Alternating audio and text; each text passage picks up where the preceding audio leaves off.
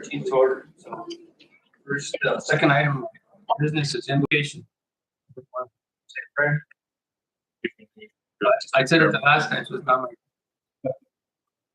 Anybody in the audience? No? Still prayer. Say no for it. I'll say it.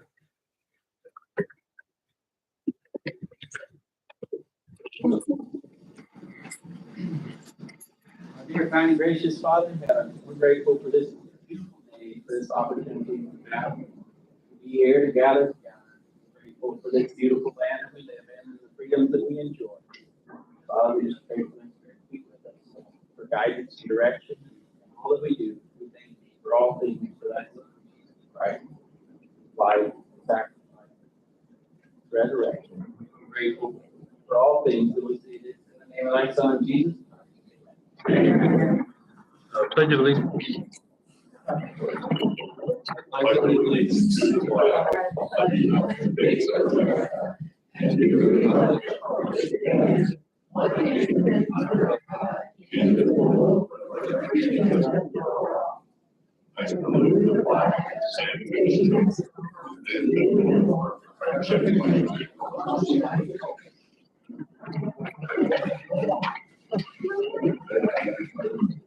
Roll call. Vice Chair Zakharov, Commissioner Levin, Commissioner Montoya, Here. Chairman Gonzalez. Here. Next item is approve the agenda. We can't hear you guys at all. Next item is approve the agenda.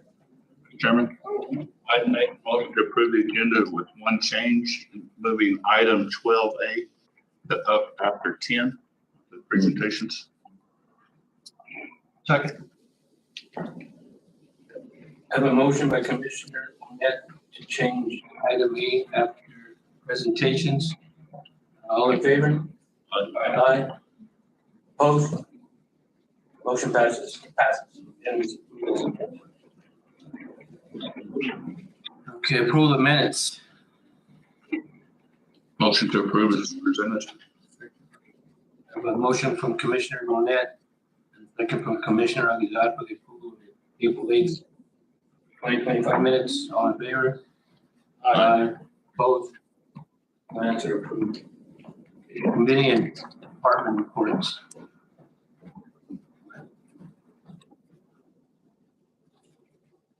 Move to acknowledge the written report.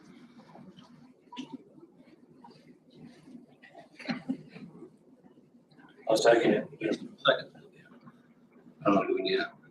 So there's a motion by Commissioner Monette and a second by Commissioner Montoya for the acknowledgement of the written report as presented. All in favor? Aye. Aye. Opposed? The reports are acknowledged.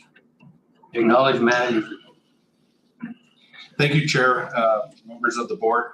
Quick update. So we were thrilled last month that we got the Building Bridges grant for the detention center. It got pulled just a few days ago by the Fed. They canceled all of those federal grants.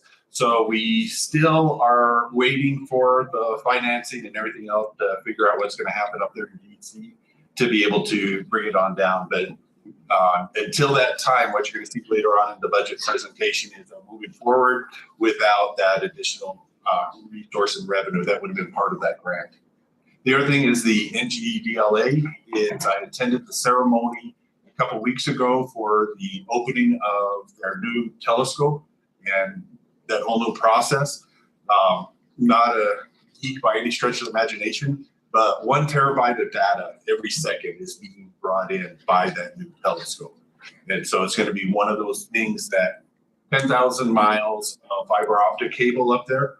And so once this gets approval in the next 2 to 3 years after they do the initial test runs, this is going to be a huge economic benefit for the county. And so everything was going according to plan up there. And I meet with VLA on Thursday of this week over at the NRAO where we're talking about next steps and how everything can be pieced together. So they're being a really good partner with the county, walking us through all these steps. The next thing is going to be Escondido Lake. We have got the initial go-ahead from the architect to be able to start with some of that process and construction. And so what we're doing right now is, because it's still impacting peak season for us, the first step of the project is going to be the replacement of the water hydrants, as well as upgrading to the 50 amp meters throughout the entire north section over there for all the RVs and campers. So we're just waiting until fall, and then all of that is going to be starting, and we're going to be able to save a lot of revenue with this project, because the road department's going to be helping with transporting all of the buildings grade work rather than us contracting. The next thing is going to be the Pascasito Road evacuation plan. So when we had Otero fire, one thing became apparent. Pascasito Road is it for evacuation. And we have the entire northern section of that road that's still dirt and kind of hard to be able to pass through there. So I just met yesterday with Department of Transportation as well as our TOG, and they've given us the right to go ahead, even though it's late into this process, they've allowed us to go ahead and submit an application for road funds to be able to go in and start planning that work, so that we can go ahead and make Pascasito Road paved all the way through there, because we have to have an evacuation route for everybody there on the east side of the river. So that fire we had is not the last. We need to start planning. The next thing is going to be CDL training. So this is our partners here in this building. They've been able to now work with us to start bringing in CDL classes. And here at the end of May is going to be our first one. That because it is going through this program, right now we're limited to only 5 participants. But the plan is that if this initial step goes well, we're going to have quarterly CDL training that we're going to be providing through our offices here. And what we're going to be doing is we met with the County Fair Board. They've given us access to one of their administrative buildings for the classes themselves. And then we're going to be using the parking lot for the big rigs themselves. So that training program is now up and running, and it'll be the first CDL training for Socorro County. On that building, the bridges grant, is that a new grant or one of the grants that we counted on? It was a brand new grant. And then on the CDL training, that for anybody? Or is it for just county? No, this is actually going to be restricted, not to county employees, but rather you have to qualify. So through the SNAP program, or if you need assistance. But one of the things that if we get this initial roll through going well, the only limitation then after this is going to be you have to be 18 years old in order to go through that class. But we're going to be able to start opening it up to even more people. And so even if you don't qualify for the SNAP program, we're working on getting individuals qualified for a reduced rate or having other assistance for them to pay for the class. Thank you. Any other questions? On the struggles. Okay, item C, Knowledge Commissioner report. Commissioner Montoya. I got nothing. Commissioner Monet. No, sir. Commissioner Aguilar. No, sir, not at this time. Myself, I have just at the end of the school year, hopefully everybody's graduating. Congratulations on the kids. Just be safe. Celebration start. And then acknowledge me birthdays. Chairman, we have Caleb Smaga, the Assessor's Office, May 16th, Craig Secretarial Commissioner, May 17th, Gilbert Padilla III, Sheriff's Office, May 22nd, Lee Armijo, Sheriff's Department, May 26th, and Tammy Vega, Manager's Office, May 28th. Happy birthday. Happy birthday. Most important one is my wife's birthday, May 10th.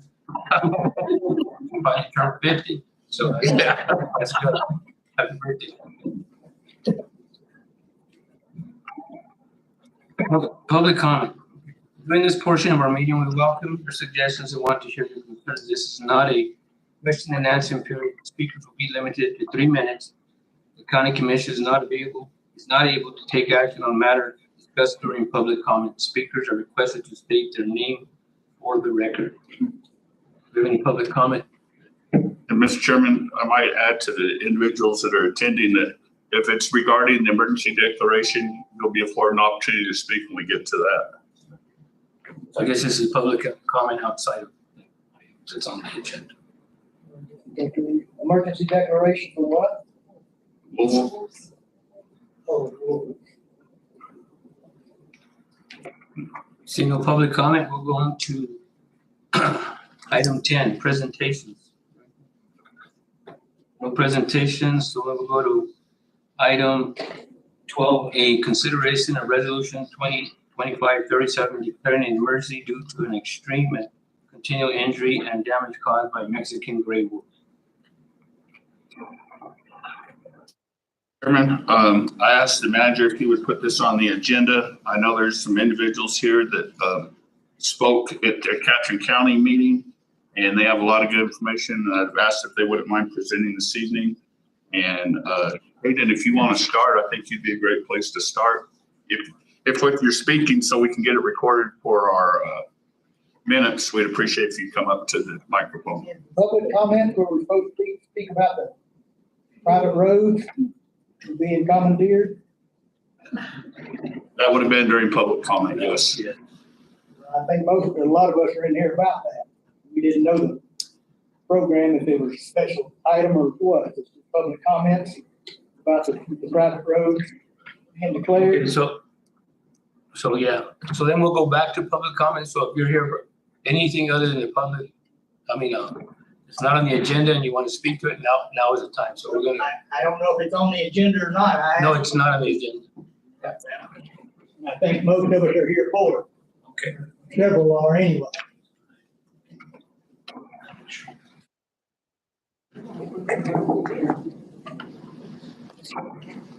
My name is Jeff Heath, and I have a ranch in Clonch on County Road 208. And got a threatening letter on our gate, and we were gonna be fined and put in jail if we did not remove gates that have been on that property. We've owned it approximately 15 years. Gate was there and locked when we bought the property and had been at least for the previous 5 years of the other owner. And the roads are not public. They've never been public. They've never been maintained by the county. And I don't know what the reasoning is. The only thing that Mr. Lochurch has provided, he says he had the map. No, to begin with, he said the county, it was county road. I said, I read the title policy and there's no mention of a county road on there. Well, you own it, but it's a public road. Roads are not public. They've never been public. They've never been maintained continuously by the county. And so I don't know what the situation is. They asked me to come and ask to have them vacated. I'm not going to ask to have them vacated because they're not public. If I ask to have them vacated, I'm agreeing that they're public.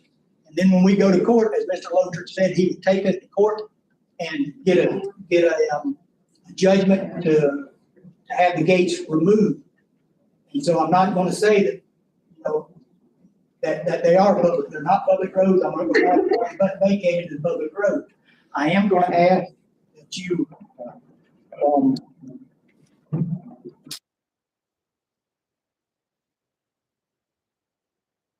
vote to permanently vacate and abandon any privately owned road to county maintenance that are on the county maintenance map that have not been continuously and regularly maintained by the Core County Road Department in the previous 5 years. That should be enough. I mean, I've owned the ranch for about 15 years. County maintenance hadn't been on it then. Some of the roads that he says are county roads have never been county roads. They've had fences across them since fences were put up. And I don't know the history of the county that well. When were fences put up for open range? 10, 10 through the 20s. And there's been fences and gates since then on what he said are public roads. So that's what I'm asking the county to do, is to, anything that hadn't been maintained by the county in the previous 5 years, to say vacated and abandoned by the county.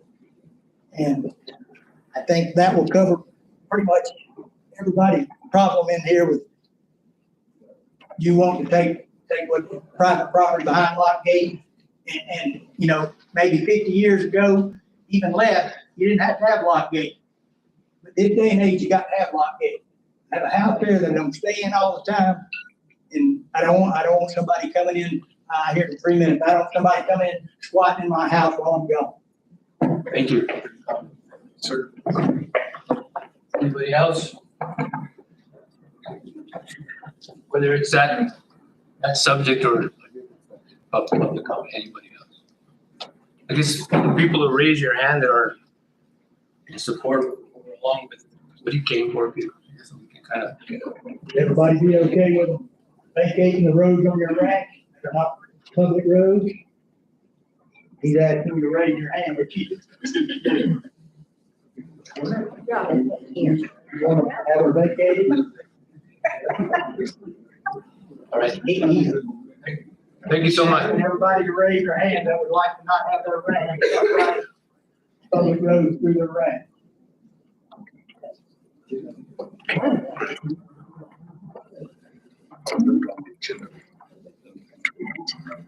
Okay, we appreciate you guys. And we get insurance, that will be done and taken care of. No, sir. As we stated, That's not an agenda. it's not an agenda item, so. Executive session. Yeah. We're here on Western Road and North Song Road, it says, is listed under the executive session, so. They'd like to speak about In the executive session, but, we have the support of the county manager of that road. Those roads be vacated, they're all vacant spots. On the Wells Ranch.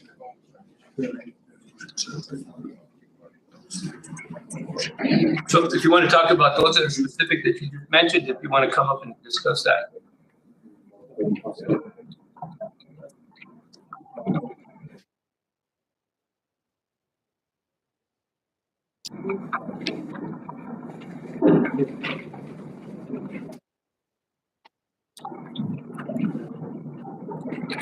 I'm Larry Gomez.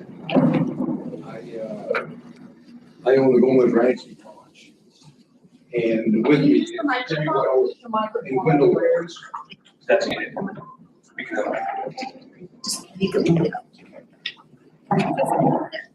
Hear me? And I had talked to the county, I had a posting on my gate. And there's a gate between my ranch and Wells Ranch. And that state road 193 runs 4 miles from, the county road 208. So it runs north and south. And my ranch and the Wells Ranch border that road, going north. And access that road is on the south end, is my gate. On the north end is the Wells. And it's cattle grazing country. Their ranch house is on the north end, mine is on the south end. There are no other people that are on that road from this standpoint. They're living there or having anything to do with it. There's no mail service there. There's no school bus route. The last time it was graded was by Bill Wells 11 years ago. So I guess I can't use the word abandoned. I talked to the county manager, but it hasn't been had any attention by the county for 11 years. But again, that road, I have a gate. I bought it about 28 years ago. It had a gate.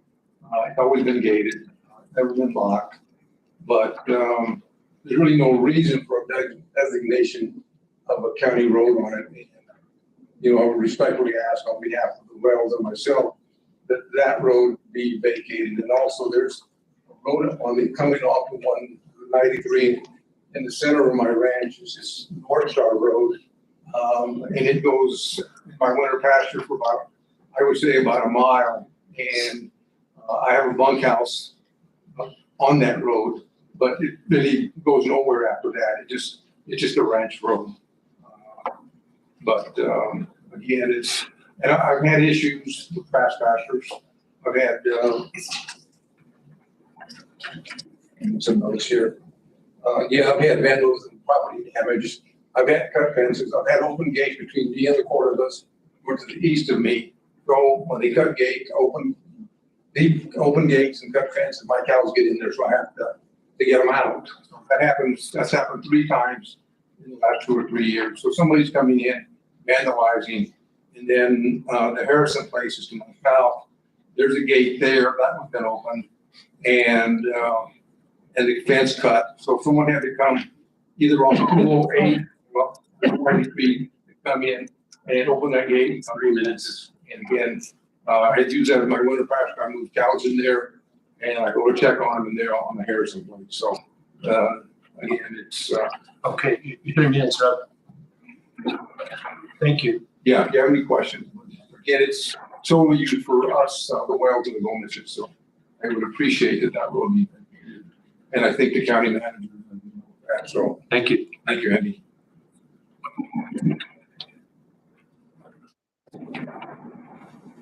Anybody else?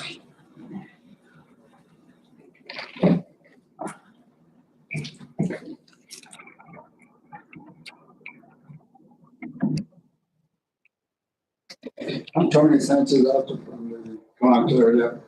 And when we bought that place 9 years ago, it took 7 years for me to get an address from the county as to where I live. From down. So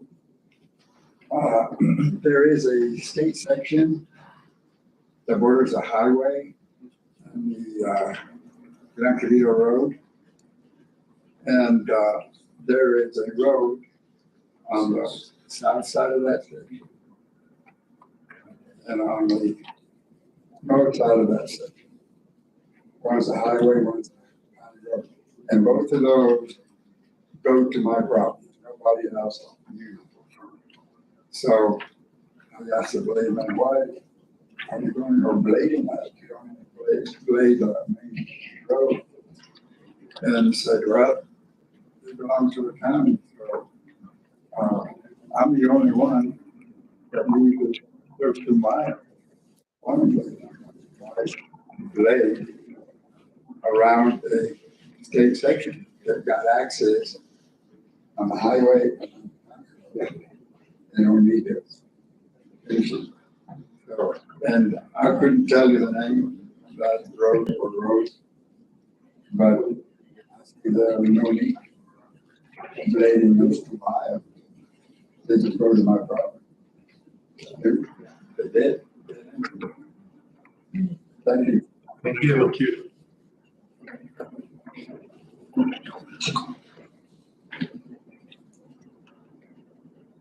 Anybody else? Public comment? Okay, thank you. So we're gonna move on to, What is the process for getting this done or taken care of, having a vote or whatever? we're gonna go to executive session and discuss it in there.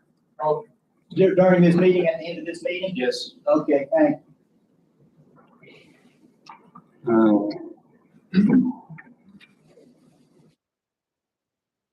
12A, consideration of the gray work one, the one I read earlier. So we have a PowerPoint presentation.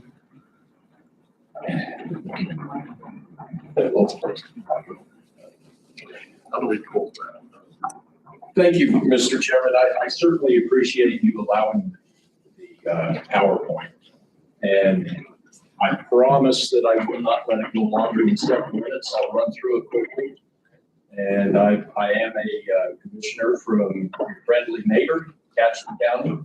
And I've never met a commissioner yet that doesn't tell the truth, so I'll go through it quickly. And who will be running through, scrolling through the, okay, very good. So on that beginning slide, it is just discussing the reintroduction of the gray or the Mexican wool. And it's interesting. There's a very sophisticated project or program that was put together by Fish and Wildlife, how to reintroduce the wolves. Nothing in that program about how the wolves and people are going to co-meet, right? Nothing in that program. So what is really happening here, and I won't read this to you. I hope the audience can read most of it. I'm just going to hit a couple of highlights. Okay, great. I'll just hit the highlights then, so everybody, this screen is identifying that there's 286 wolves in total. Now, there's a potential of 10% additional. It's frustrating to all of us that are being affected by the wolves that there is not an accurate count. Fish and Wildlife is saying potentially 10%.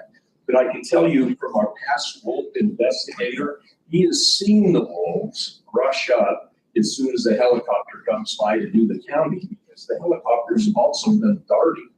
So the pups are being trained by the parents to rush up and hide when they hear the walk walk of the helicopters. So is it actually 10%? Who knows? It could be as much as 30% over 286 wolves. If it is 10%, there's 315 wolves out there now. Okay, next slide. So this gives you the location. You can see the majority of the wolves, 80 to 90% of the wolves are in your friendly neighbor Catron County's area.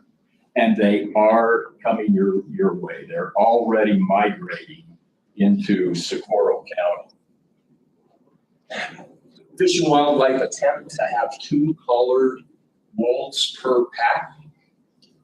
They truly don't know how many packs are out there. They truly don't know how many wolves are out there. The collars that they put on are ineffective because they turn them off once every 3 days to keep the batteries powered.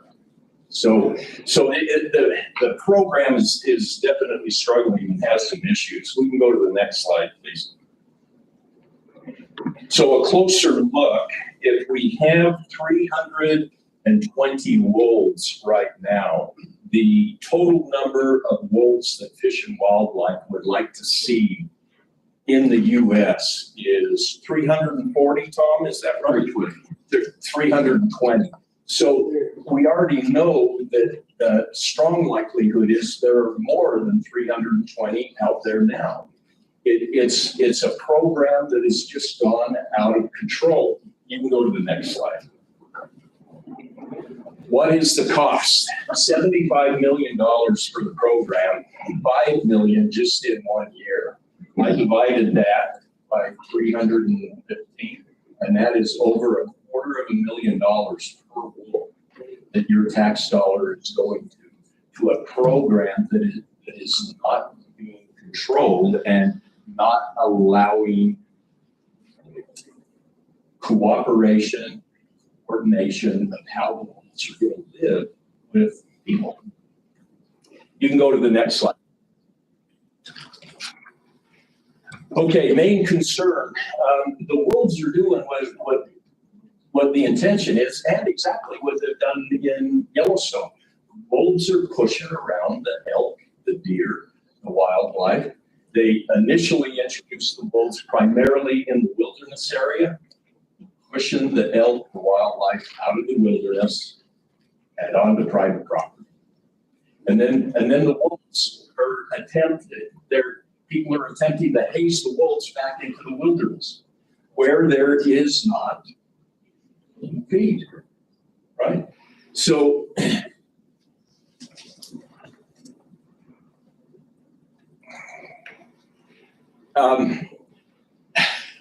I'll tell you what, I won't spend any more time on this slide. Let's move to the next one. I got to keep my word. We need to keep this going.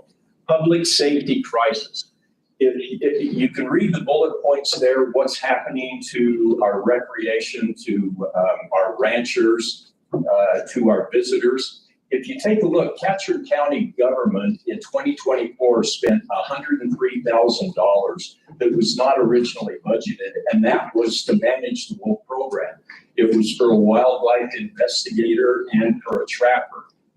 With the way this program has gone out of control and the losses that we're seeing in our livestock, we're going to require $800,000 for another 10 employees to keep the wolves off of schoolyards, off of public property.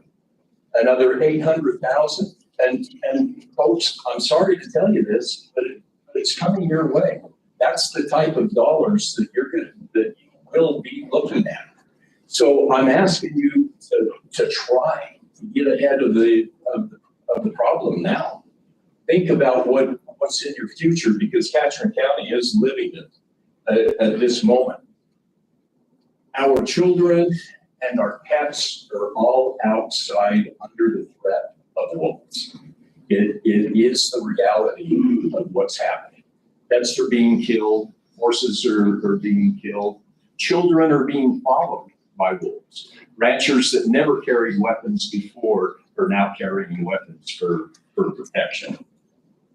We are going into a very aggressive public safety message program to try to educate the population on what's happening with this program. You can go to the next slide. Livestock crisis. $17 million in Catron County is the beef production revenue. You see Socorro County has the same amount of cattle as Catron County, so I assume the 17 million is close to what you folks see in revenue also. You can go to the next slide. Okay, this is loss in cattle. Keep in mind, I'm going to preface all this by saying when a wolf attacks a deer, elk, or feed, they have between 10 and 20% of the kill. When they attack a calf, a cow, they have an 85% chance of a kill. So you can see that supposedly the confirmed kills are going down. However, that's because we had a change in how you confirm the kills. And that change increased probable while confirmed is going down. So the numbers are staying very, very similar when you put in the probables along with the confirmed. Next slide. This is giving you the numbers of confirmed kills. So far this year, 51 confirmed kills. All of last year, there was 92 confirmed kills. I'm not mentioning probable. Next slide. Damages incurred. Confirmed $1.4 million in damages. I've got to tell you, all of this is very much understated. Next slide, please. Again, damages incurred $1.5 million, approximately 106 confirmed kills. Let me tell you what the reality is. And by the way, we put these numbers up because they're confirmed kills, so nobody can argue with the numbers. However, when you take a look at Catron County and compare it to the most studied wolf population in North America, the wolves in Yellowstone, we have 2 million acres in Catron County where the wolves are, 2 million acres in Yellowstone. Wolves in Yellowstone, 124. Wolves in Catron County, 162. So we have more wolves than we do in Yellowstone. But this is the important facts that we need to consider. In Yellowstone, and again, the most studied wolf packs in North America, the wolf packs in Yellowstone require 2,356 actual kills to feed the packs, to keep the packs alive. Confirmed kills in Yellowstone, 134. That means for every confirmed kill, there are 17 other kills that they can't confirm.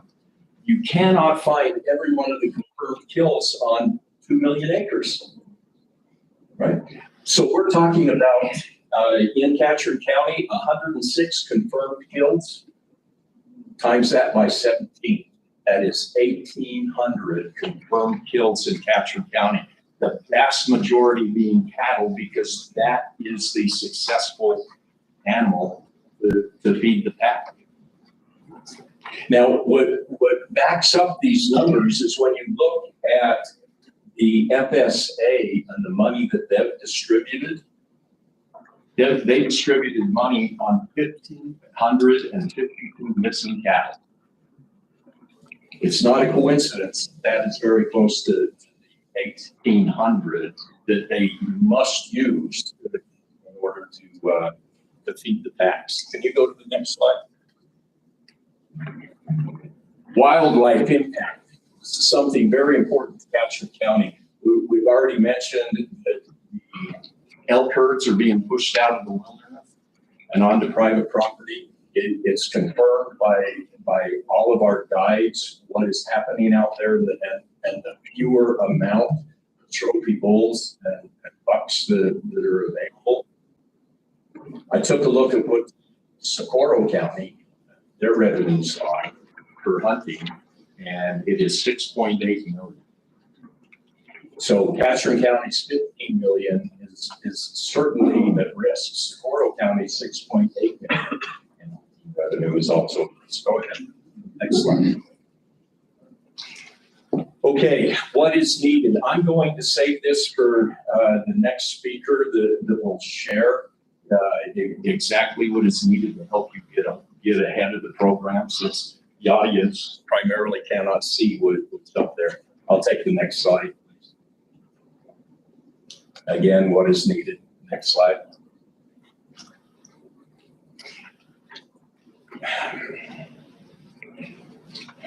I've already mentioned that we have children that can't go out and play without having concerns of the wolves that are chasing their pets, that are killing their horses, that are killing cattle on private property, where the owner goes out and puts a halter on the cow and walks around with it. The program is simply not being managed on how to commingle wolves with people. And I'm hoping that this presentation will give you some insight on what Socorro can see coming down the road. And Cashin County is here to help you in any way necessary and answer any question. Next slide. That's the most important one. Thank you for hearing me. And I hope it was less than 7 minutes. Thank you. Thank you, sir.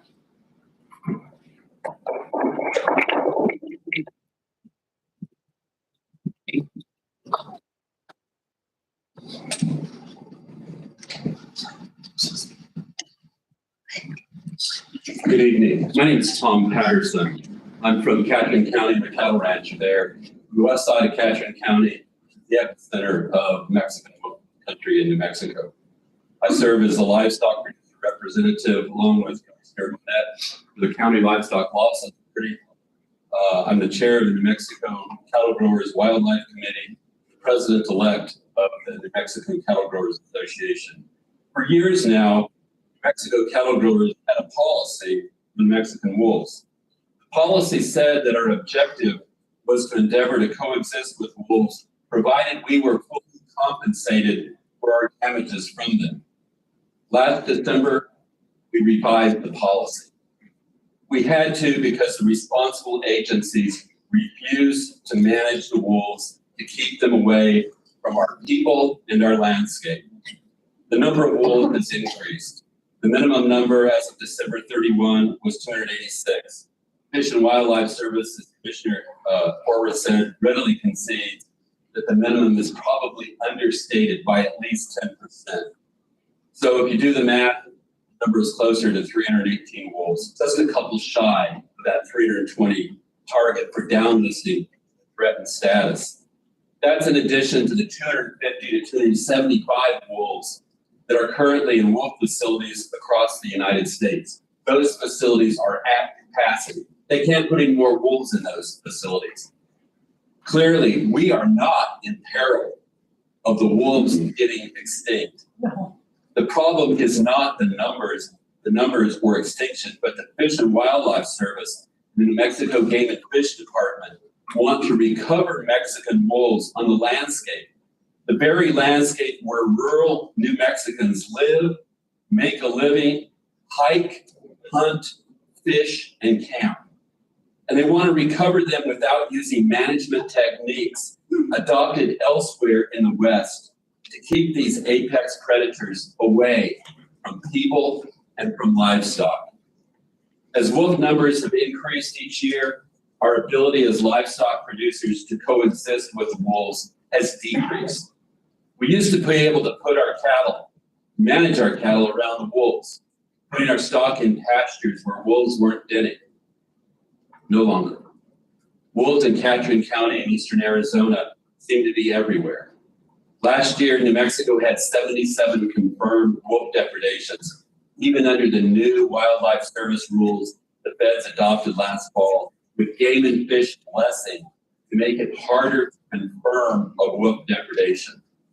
If you add in the 5.1 head of cattle that peer-reviewed literature says are missing due to wolves for every confirmed depredation, totals at least 470 head of cattle the wolves killed during 2024 alone. That number, however, is understated because our Native Americans don't apply for compensation because they think the wolf is evil. And because many of our private property owners don't want wildlife services on their property.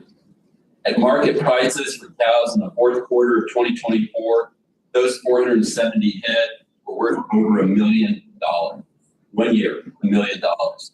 You know, for years now, cattle growers has appeared at countless wolf meetings to try to get Fish and Wildlife Service and the Game and Fish Department to adopt management practices that will enable us to coexist. We've testified local, state, and congressional hearings. We've written editorials. We've lobbied for change and for money from the state to pay for damages. We were instrumental in eliminating the worthless Coexistence Council and promoting the County Livestock Loss Authority. Our efforts to get these agencies to adopt management strategies to get wolves away from people, livestock, however, has been largely in vain. Other than Representative Armstrong's valiant work during the 2024 session to get $1.5 million to pay for damages, we've gotten nothing from anyone else. And today we have a worsening livestock crisis, one that's removing our producers from the landscape. During the first 4 months of this year alone, we've had 56 confirmed kills in New Mexico.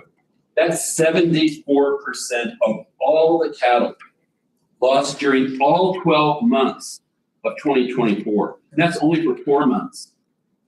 We've continued to appeal for management changes.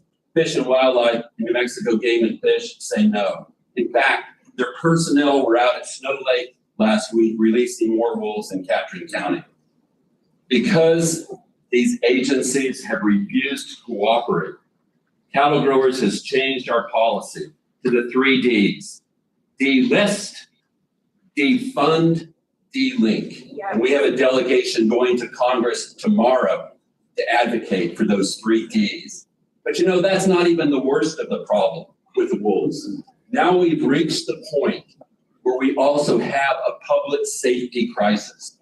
The public safety crisis we have in Catron County is here in Socorro County too, or it is coming your way as wolves further penetrate through your county line.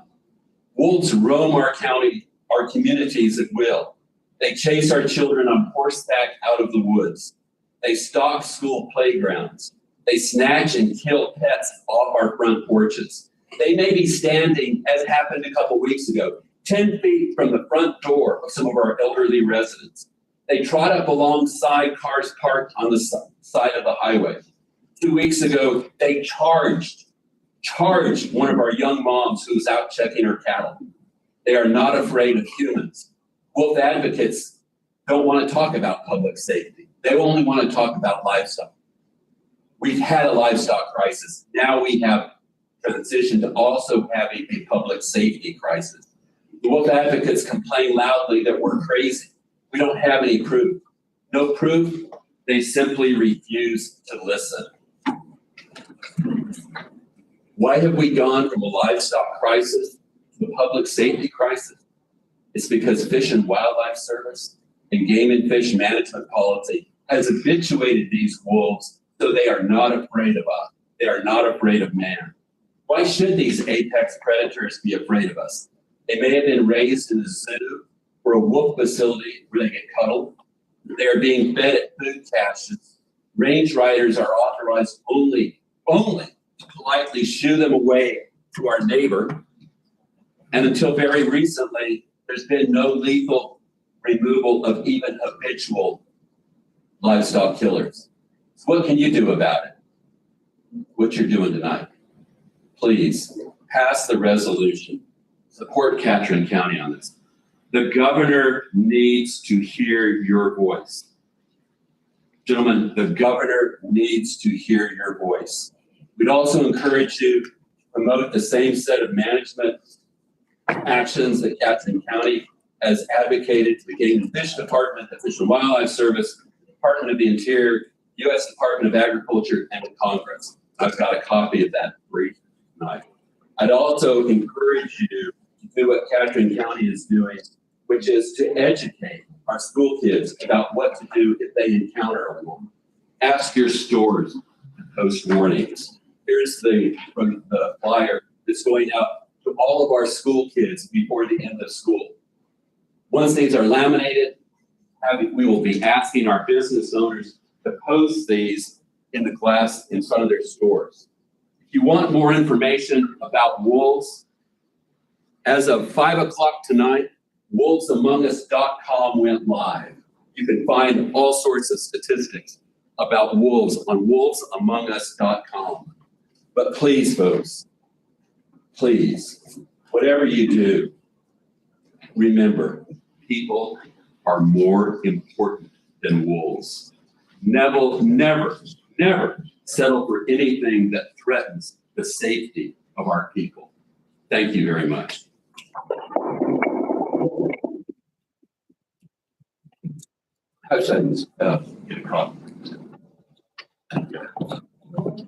And if you would like to have these flyers for Socorro County, let us know. The only thing that needs to be changed is the number, the name, the sheriff. And the number. They're here, please.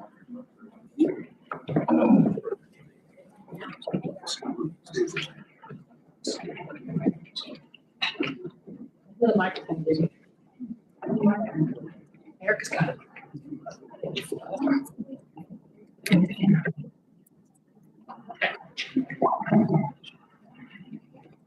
Good evening, everybody. Thank you for allowing us the opportunity to talk here. My name is Eric Kern.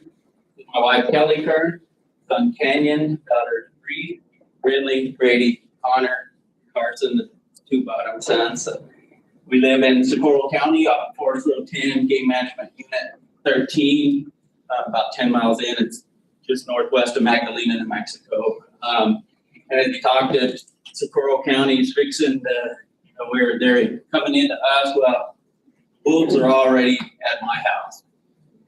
They're there all the time. The Guyanas pack is there. I have cameras everywhere. I'm a wildlife manager for the Double H Ranch, Montosa Ranch, a lot of ranches like Hightown that I manage hunting for a landowner. My wife's the ranch manager of Montosa Ranch. I have cameras everywhere. I'm in the wild. Just off the Double H where you say the numbers of maybe there's a couple more for everyone they confirm. I can tell you on that ranch, there's probably 3 to 4 times as many they don't know about. I visit with them quite a bit. They water. Son got a trail camera for Christmas. We put it on water right in front of the house. Wolves on it all the time when we go to check it. And I talk to them about that. They say, well, the wolves need water too. And I can tell you they have water, plenty of water all around us. They don't have to be 100 yards, 200 yards in my front yard. Tracks right through the yard, between the house and the barn. Kids have 4-H animals that they're feeding now. Usually one of us is going down with them just to make sure because they are there just real randomly. Cattle are in the pasture right next to us. They're harassing the cattle. They're killing cattle. They're in and amongst us right there, right now, and I have complete documentation of it. I'm gonna make a video with my wife of some of the shots that I've gotten on camera, video and stuff, times of these little girls on a trail camera with their dolls, and not much longer, there's 4 wolves with a killed animal there at the same spot. So always walking, looking around, every direction, keeping our eyes on them. It is trouble. Kids have bad dreams. We talk about it. We have to be safe. We talk to them what they need to do in the house. And for these little guys, you know, it's hard on them. But yeah, we do what we can. We love where we live. I will protect my family over all things, and so I just appreciate you guys letting us talk. But I'm just to let you know, in Socorro County, they're in our yard and have been there for a while. So thank you very much.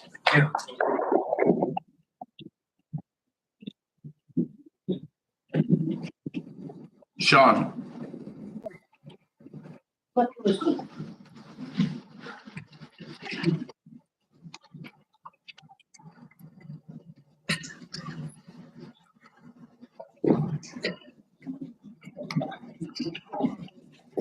My name is Charity Salisbury. My husband and I are on the neighboring ranch, Kelly and Eric. We're right outside of Magdalena, literally. Our border is less than half a mile from town proper. That's one of the worst places we got hit in 2023 was northwest of town. Or northeast of town, sorry. We're both 4th and 5th generation rangers. And this little one is the 1st generation that cannot play outside.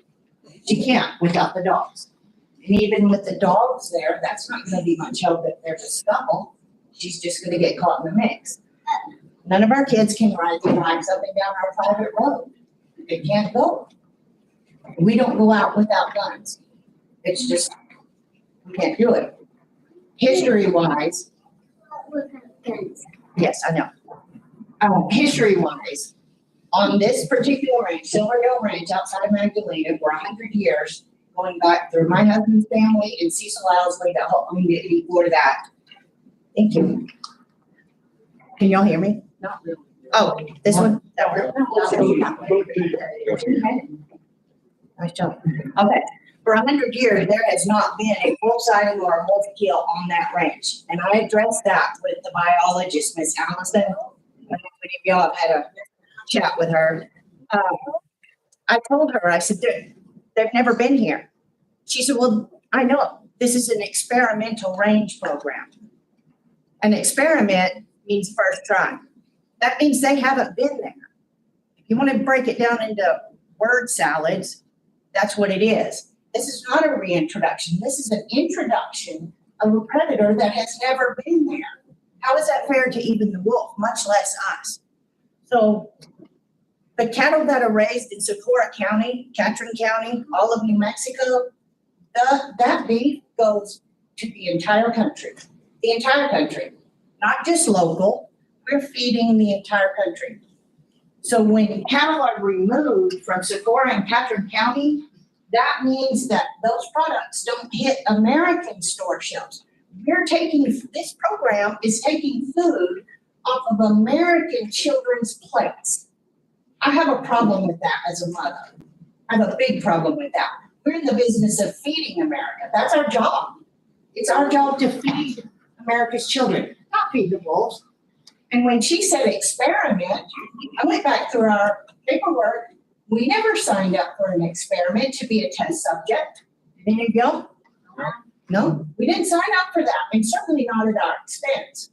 And speaking of our expense, total from 22 to date now, our numbers are right bumping up at $100,000. What we've lost. That's not counting the dogs that we've had to get. Yes, ma'am. You can go back with that. That's not counting the dogs that we had to spend money on. And the dogs that you have to have for these wolves, they're not cheap. You can't just buy a German Shepherd and throw it out there. And 2 Kangles, 2 adult Kangles are not enough. The packs that we have with us. The receiver that they gave us was programmed for the 4 packs and 2 single males that they say that go back and forth between us and Eric and Kelly. 4 packs? What are 2 dogs gonna do? Nothing. So, as far as, okay, let's take food off of it. Nobody's worried about beef being missing from American store shelves. Let's talk about the medical byproducts from beef. We've got vitamins, medicines, hormones, enzymes, all of these medical byproducts that come from beef cattle.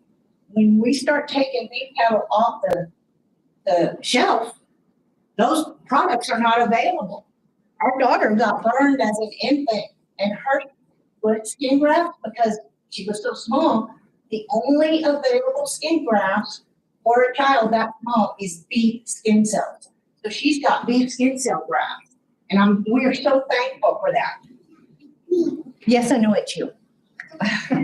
So tell me, in what world does it make sense for all of us to work our butts off, pay taxes, and our taxes go to pay for a program that runs us out of business? We can't make that make sense. In 2025, we are fighting the actual people that we're feeding for the right to feed them. And it gets harder and harder every day. And that should never be. When it comes to a choice between cattle and wolves, only one of those feeds America. The other one fleeces it. It's not that hard a choice. But we would really like an emergency declaration. It's getting pretty sketchy out there for us. I mean, even if we take her, pony her on another horse, if we jump wolves, we're in trouble. There's nothing we can do. And that's a wreck waiting to happen because they're right there in the middle of our cows all the time. And we do have confirmed kills. Last year, we lost half our cow. That's ridiculous. Yes. So we really need some help. We need help. Even if it's just an emergency declaration, whatever y'all can throw at us, would really be appreciated. Thank you.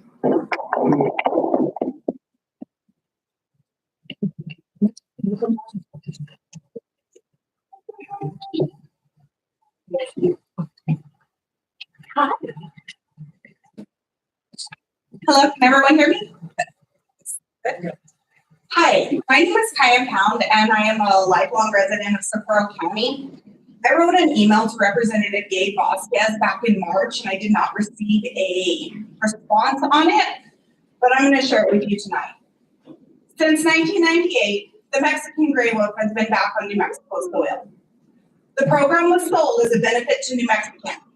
Unfortunately, the decision makers and supporters were not the same people who had a violent predator released into their community. It was the farmers and ranchers of western New Mexico who found themselves at the mercy of 100% protected species who preyed on their livestock, pets, and threatened their families. My family ranches in central New Mexico, and while we had a very sympathetic approach to the struggles of our western neighbors, Catron County, it wasn't until the wolf packs took up residence in our country that we were able to share the frustration, fear, discouragement, and anger. In my personal opinion, these are not the same animals that roamed the landscape of New Mexico prior to their eradication in 1970 due to conflict with livestock. The animals we are dealing with now have been raised in captivity, being fed by humans, being fed beef by humans. They're no longer wild animals. They are violent pets. And even their offspring that have been born outside of captivity were given non-wild evolutionary traits that make them a significant risk. According to a press release in December of 2024 by the Endangered Species Act, the Mexican gray wolf has surpassed recovery goals in the United States, as well as the goal of diversified genetics. The wolf can now be found in most areas of New Mexico.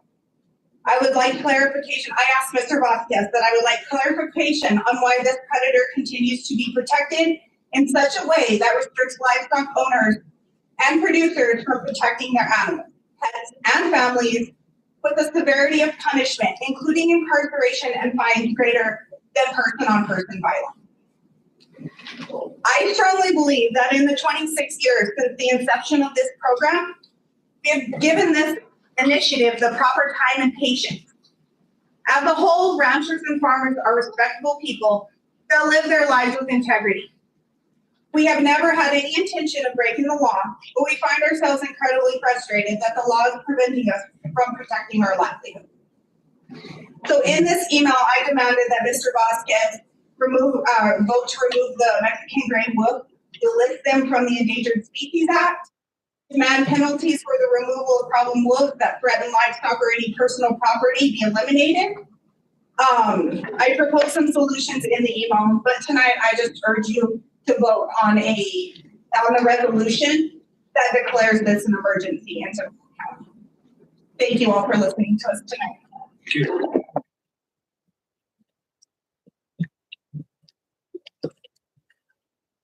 Commissioners, ladies and gentlemen, Eddie, thank you guys for letting us talk here tonight. And I do need to say this is very important to me as well as everybody in here. It's kind of repetitive. You're going to get the same stories over and over, but they're happening. It's real.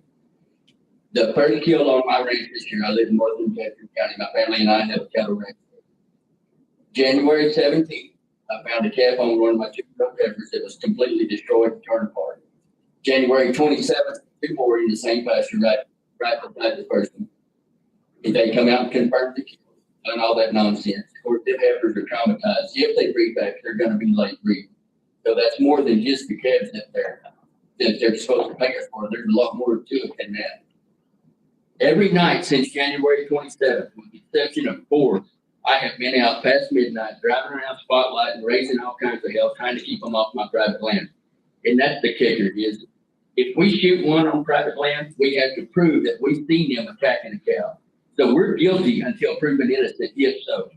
That's wrong. That ain't how America's supposed to work. So this is going to be a heck of a fight. The main reason I was telling you about me being out all them nights is here, Allison Greenleaf, a couple of weeks ago, she's with U.S. Fish and Wildlife. She told me that a certain wolf was trying to den on my private property. So I was doing everything I could to get that wolf out of there. So I left there at midnight one night at a certain well, which that wolf had killed a cow out previously. And I got home at midnight. Allison sent me a text the next morning saying that wolf was there at 1 o'clock that morning. So it's laying there waiting on me to leave so it can come down there. And where our hands are tied, they won't let us do nothing.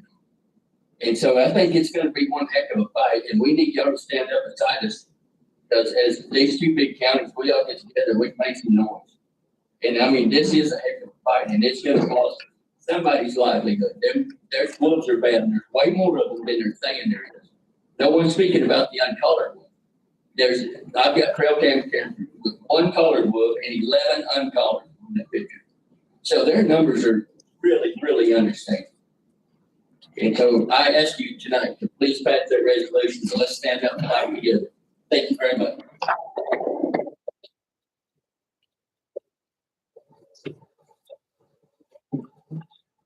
Hello, everybody.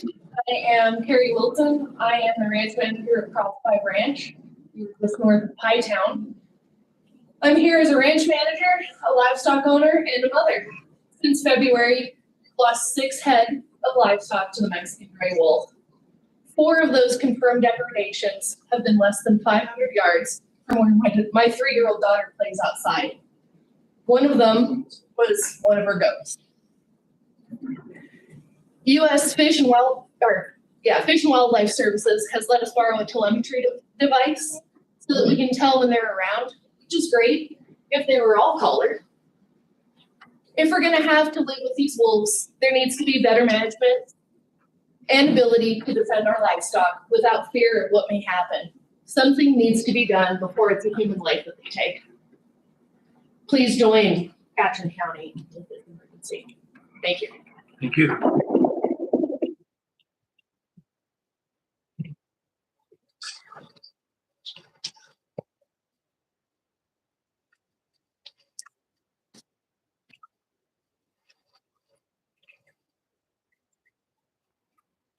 Good evening. I'm Gail Armstrong, State Representative for District 49.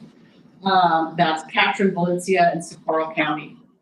I would just like to thank you all for hearing us tonight.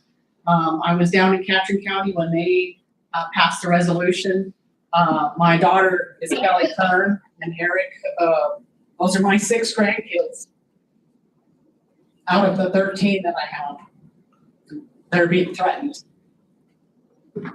along with many constituents here in the room. this wolf problem is coming closer and closer and closer to Socorro County, to being a crisis in Socorro County as it is in Catron. This is threatening the economic development of rural New Mexico. We choose to live in rural New Mexico for the many reasons you all do. But it's killing ranchers. It's going to start affecting more hunters. And we talk about in the legislature all the time about recreation, outdoor recreation. Well, the gentleman that stopped in Catron County just to let his dog out to go to the bathroom got a great surprise by a wolf. And many more will do the same. I would just beg you all to join Catron County and let's send the message that this is a crisis. And we're also contacting all of our Congress people, making trips to Washington, D.C. This is also affecting, just so everyone gets the real picture, private property rights in the state of New Mexico. We can't track normally on our private property like we used to because it's a known wolf territory. So they are telling us what we can and can't do on our own private property that we bought and paid for and pay taxes on. And that's a problem. I have a major problem with that, as does the majority of people in this room. So once again, thank you so much for listening and hearing our cries. And we're not crying wolf. We're crying, we'll get rid of the wolf. Thank you.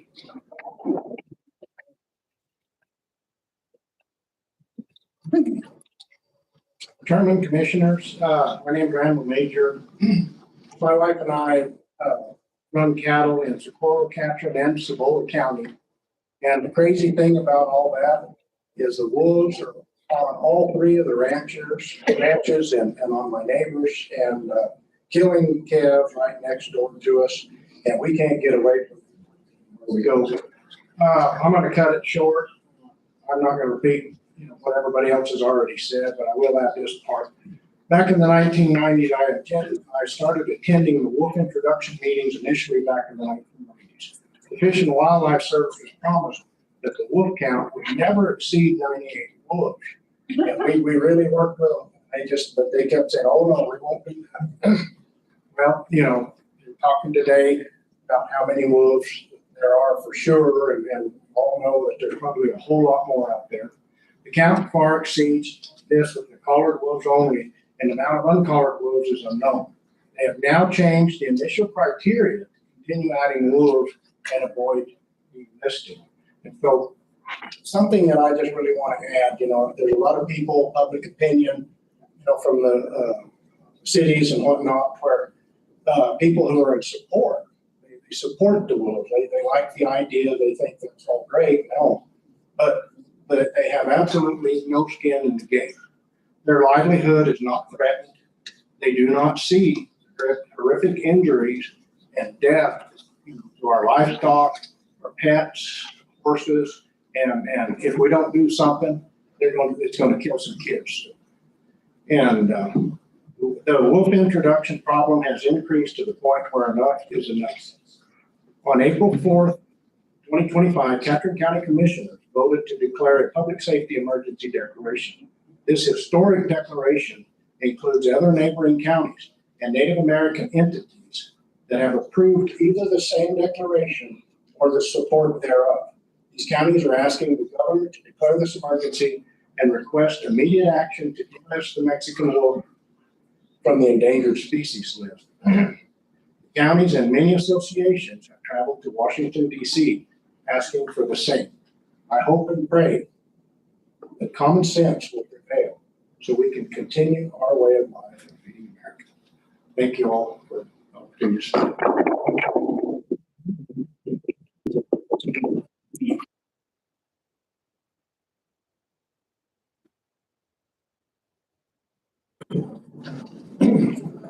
Mr. Chairman, Commissioners, my name is Donna Harris, and as of this morning, I did not have any predation, but I'm expecting it at any time. The 2024 New Mexico statute, Chapter 77, provides landowners opportunities to take care of stray dogs that come and kill. And you're not allowed to keep dogs that kill your neighbor's livestock. If somebody's dog comes and kills my goat, I get to shoot the dog. About 100 years ago, when I was a little girl, there was a big woods on my father's farm, and then there was one about 1.5 miles away. And people started throwing out dogs. Well, after 6 months, now we had puppies. Now we had feral dogs. And I was not allowed to go from the house to the barn, which is further than the street, without somebody standing there watching me, because they take children too. They broke out all the windows of my grandfather's chicken house. And one morning we got the phone call. Somebody got between them and that woods, and they called my dad. My mom ran to the barn. She told Dad, go quick. She finished milking the cows. And all the farmers came. When we got done, we had about 20 dead dogs. And that's the only thing you could do. The National Guard and the Forest Service are not going to step up to the plate. We have got to find a way to force this issue. The wolves that have to be shot are the ones that we see that are killing the cattle. There's not any other solution. Thank you.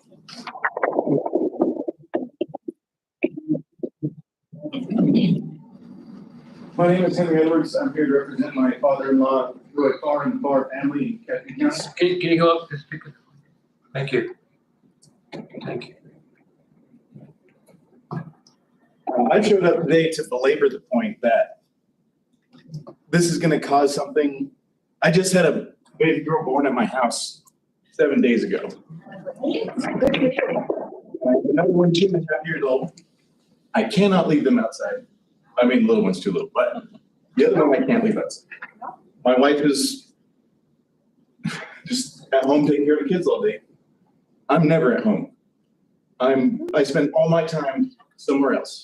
And those dogs, the dogs that harass Lewis, they come, they live on us. They're denned on us. But they just travel over there and eat his cattle. Because our cattle are out in a safe spot, in an open pasture. Soon enough, we'll have to put them up there and we'll start suffering the way Lewis has. He's been suffering for us at this point. And Roy would have loved to have been here today, but he's out there working. And I just got the luxury of being able to attend. But that's the reality of most of the ranchers in Ketchikan County and Socorro. The vast majority of us can't be here, and they don't know what's going on. And they got to find out the hard way. So that's what I had to say. Thank you.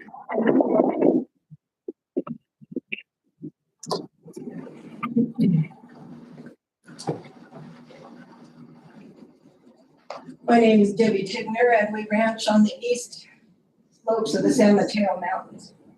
30 years ago or so, we had a pair of wolves come on us.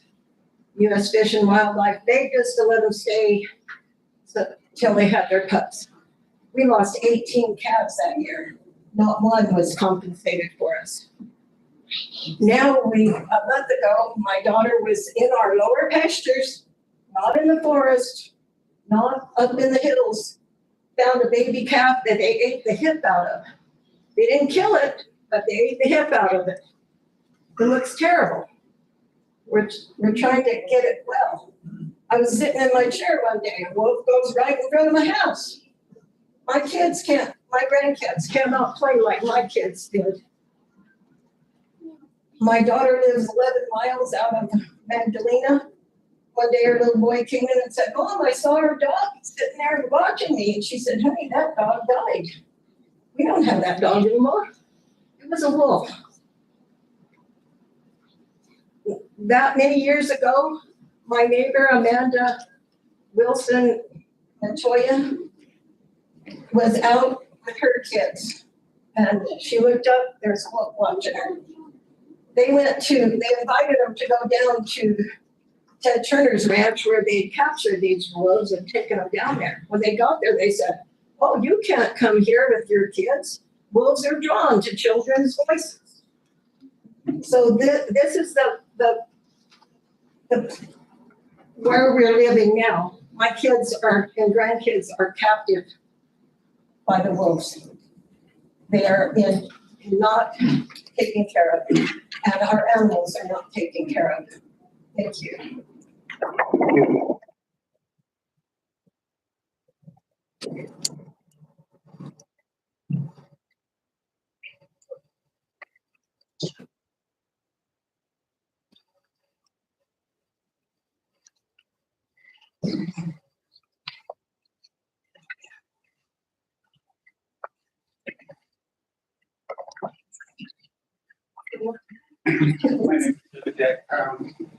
And I just want to say that we as ranchers have lived through a lot of stuff. Droughts, flood, things that we could do something about. This is something because of the draconian consequences that they have imposed on someone protecting their land.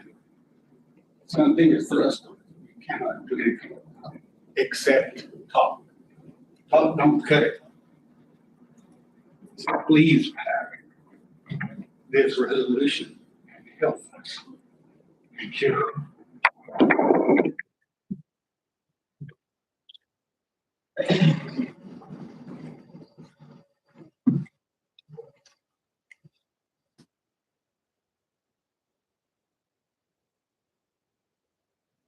Well, thank everybody for their comments. So now, here's what your pleasure. Mr. Chairman, Yes. I would make a motion, we pass resolution 2025-37 declaring an emergency due to the extreme and continual injury damage caused by the nesting event. I'll second it. I have a motion, from Commissioner Monette, second from Commissioner Montoya. Approval of resolution 2025-37. All in favor? Aye. Aye. Opposed? Declaration passes.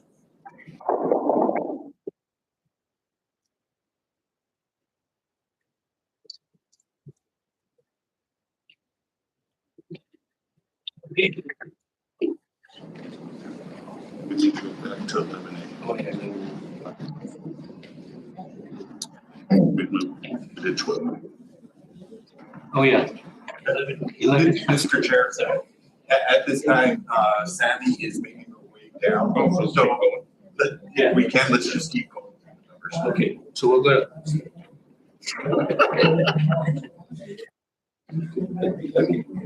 Okay, action on item 12B, 2025. Louis, take him with you. He'll get lost. He'll get lost. Take him with you.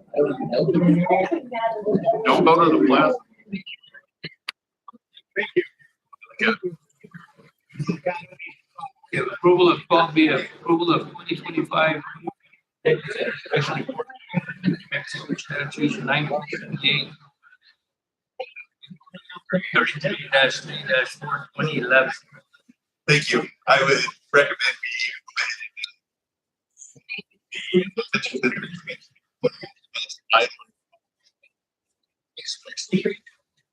Motion to approve. second.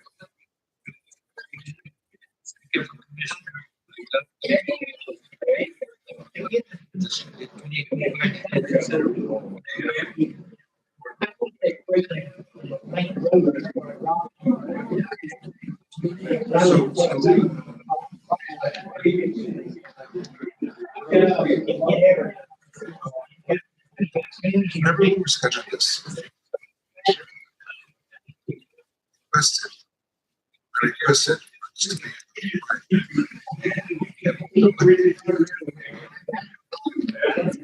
Yes, stuff on Friday and we have on our schedule. And I got notice.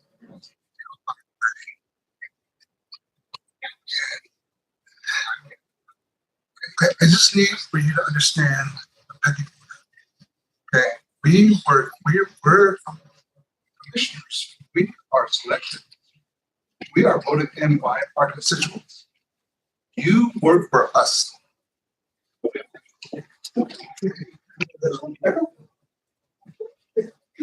Did you hear me?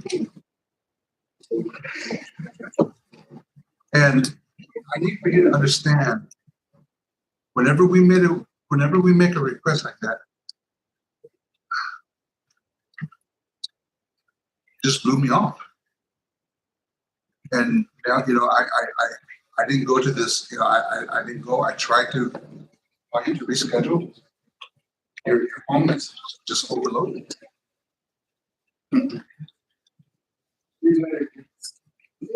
So you understand. Thank you, sir. Thank you. All in favor? Aye. Opposed? Detention Center Inspection Report, is approved. Actually, so at this time, sir, Sammy is here, so we will go ahead and begin because we have to do the preliminary budget hearing prior to item C.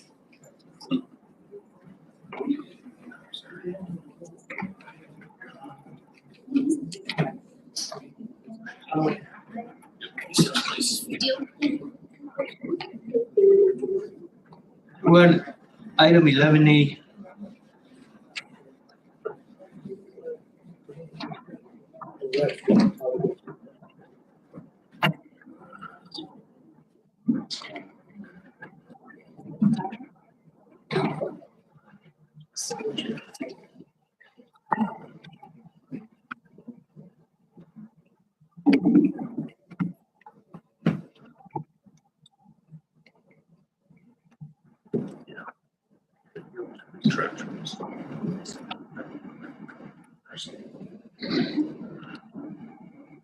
Netflix, what? Disney Channel. I got the need to.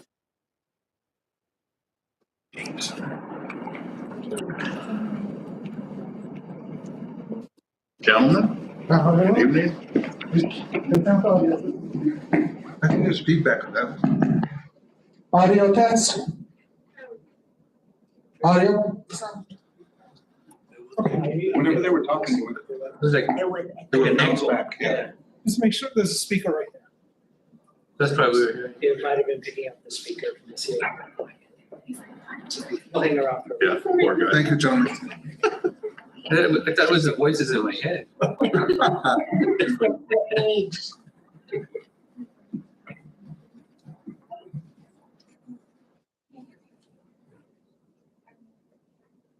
We are.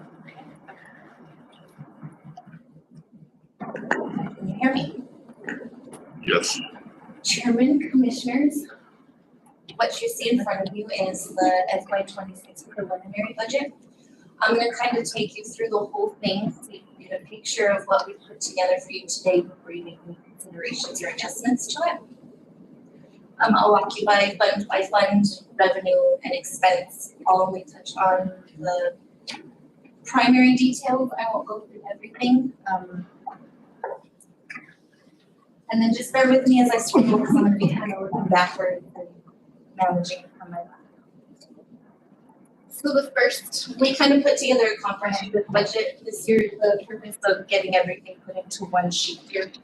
So that you can see everything spread out, our budget, from our salary schedule, our position, our salary, and everything.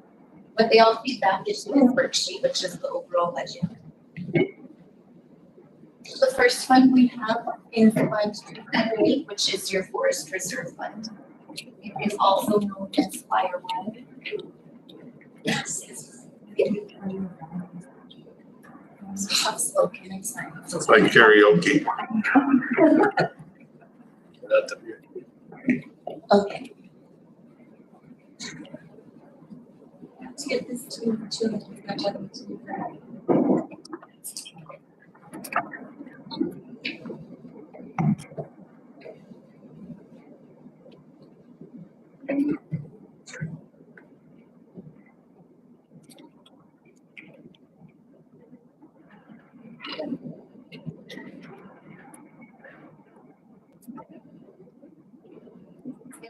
Okay, so you can see here at the bottom, the expenses for Fund 228 or Title 3 are gonna total, or the revenues are gonna total 64,542. And the expenses are gonna total 64,541.90 and 93 cents. And that's put together utilizing the revenues for the fund. We're anticipating that we're gonna get about 50,000 in the Forest Reserve Fund contribution for this year. And that's based on historical, yes, sir. In terms of the, in terms of the packet that we got, can you refer to the page number that you're on? I actually can't because it's an Excel sheet, so it's not set up by page, it's set up just fluid. So as I scroll through, you'll see me touching one fund, that'll be the first page, and then I'll go through. Page 1 is this, page 2 will go on from there.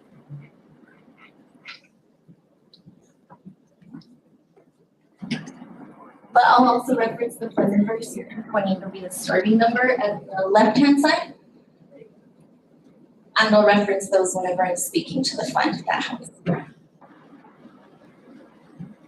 Okay, so we're anticipating 50,188 in revenues coming in, and then a transfer in from our fire protection fund of 14,354. The reason for this is that the grant touches that program, so they're going to operate together. So they're going to work together to fund it. With that fund balanced, we move to the largest fund, which is the general fund. This year, we have to use specific formulas to budget property taxes. That's based off what the treasurer collected in the prior year, which I believe was 89%. It's also based off of the mill that the assessor's office puts together. I put those together into the financial form, and then we have about 3.4 million estimated in property taxes for the upcoming year. And then the other primary funders of this fund are going to be the PILT program. We're anticipating the 1.6 million, but we don't receive it until June, and we don't receive notification of it until about, I want to say May, to the end of May. And then we have an estimated 2.2 million for GRT, and that's specifically considering bridge construction and the overpass remodel.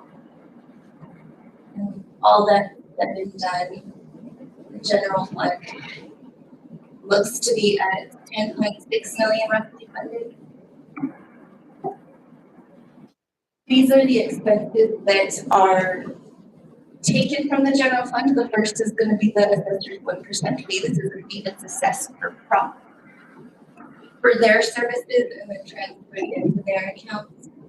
The 010 funds is the commissions fund. So here you'll see the salaries, you'll see your per diem per commissioner. And then the primary things you're going to be looking at here today are going to be the agricultural agent requests of 107,431. That's the public funding request to the fund. And then there's another request for NMSU, I believe is this one. So USDA is going to be another one in there. And then there's going to be transfers out of 2.7 million. The primary reason there's transfers out in excess of that is going to be to the detention center. So you'll see how much we're going to be transferring in. All in all, your budget is going to be 3.7 million. A breakdown of the expenses is in that worksheet that I have to you. Mostly it's going to be made up of your general service contracts. So things like the health center, PHI, things you pass throughout the year. Top of that, you have the managers. There's a decrease in salaries from 21%, same with benefits. I believe there was an increase for software maintenance, which is the contract approved last year for Tyler. So an overall decrease of 12% for that fund. Maintenance, there's a decrease of 10% for that fund. 22% increase in the clerks. 2% decrease for elected bureau election. A 17% increase for the assessors. 12% increase for the treasurer.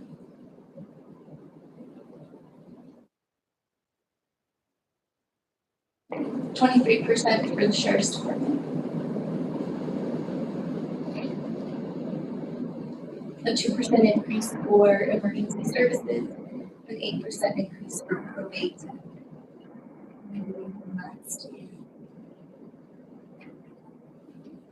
the computer fund, and it had a 1% increase. Overall, there's 10 million in expenses and then 10.6 million in revenue. So we have an estimated 649,000 remaining for consideration. I'll move on to the road fund. If the road fund anticipated to collect 1.8 million, they have a one-time cash injection of about 250,000. Thanks to a BNSF contract, I believe that was given for abandonment of the road. Impressive. Okay. Can you hear me now? Sorry, Betty. For the abandonment of the road. So you'll see that cash injection there or here at the bottom. And my recommendation for that, because it is a healing and recovery fund, is to leave that balance in there and not designate it to certain assets. That's just my recommendation, so that the fund can heal, and to, if they have assets to purchase, they should be thought of for grants or other funds. This one will need your consideration. This is going to be the USDA Wildlife Service contract. They requested $46,900. What all services are they providing at this time, Ann, for us? I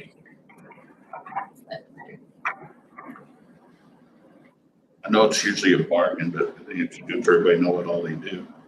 Wildlife removal. Yeah, so thank you. What they are going to be providing is protection for agricultural property, natural resources, and human health and safety from damage or threats posed by wildlife. They also help like the crane removal and stuff on the fields during the winter and stuff like that. Correct. The one main one that they do is the livestock farming protection that they provide here in Socorro County. I know we're not discussing this tonight, but several people, ranchers, have been wanting to know if we're going to get an investigator also like Catherine County has and stuff. But I know we didn't budget for that, but that's something we might want to just put on our radar for later on. Right. One of the things that this money actually does is this actually is for part of the investigation. Good. So even though we don't have a full-time investigator, we do have access to the investigators, and this is one of them. Thank you. Appreciate that information. So Fund 405 is the next one up. You'll see the outstanding contracts that we have pending reimbursement here. So it's 1.3 million we're anticipating in the upcoming fiscal year.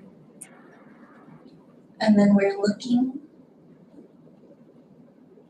to spend 3.3 million, and that's primarily because we have unspent cash sitting in the Shoaley Bridge Fund. And that's the only reason, because we haven't spent cash in the Shoaley Bridge Fund. So Fund 406 is going to be entirely transfers out, and that's for salaries. There was a grant written for salaries, so provide temporary salaries for one employee. So it's going to transfer into the department that employee, which adds to the transfers into the general fund. This is the Midway Fire Department, 407. It balances, 408 is the San Antonio Fire Department. See here it's in balance. North County Fire Department is 410.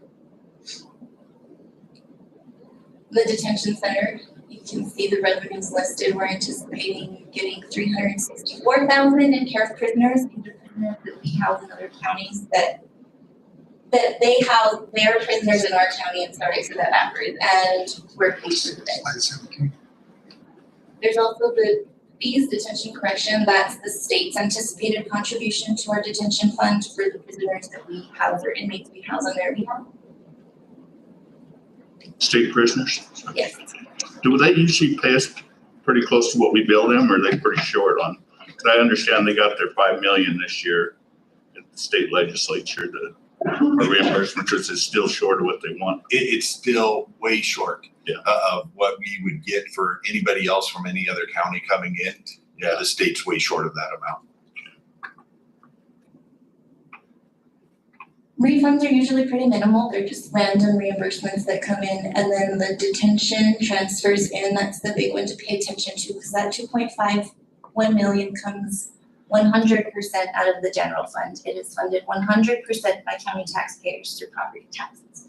So that's the one to watch out for, because the costs for the detention center are rising, and well, you've already witnessed it in your meetings, but this will just be another note.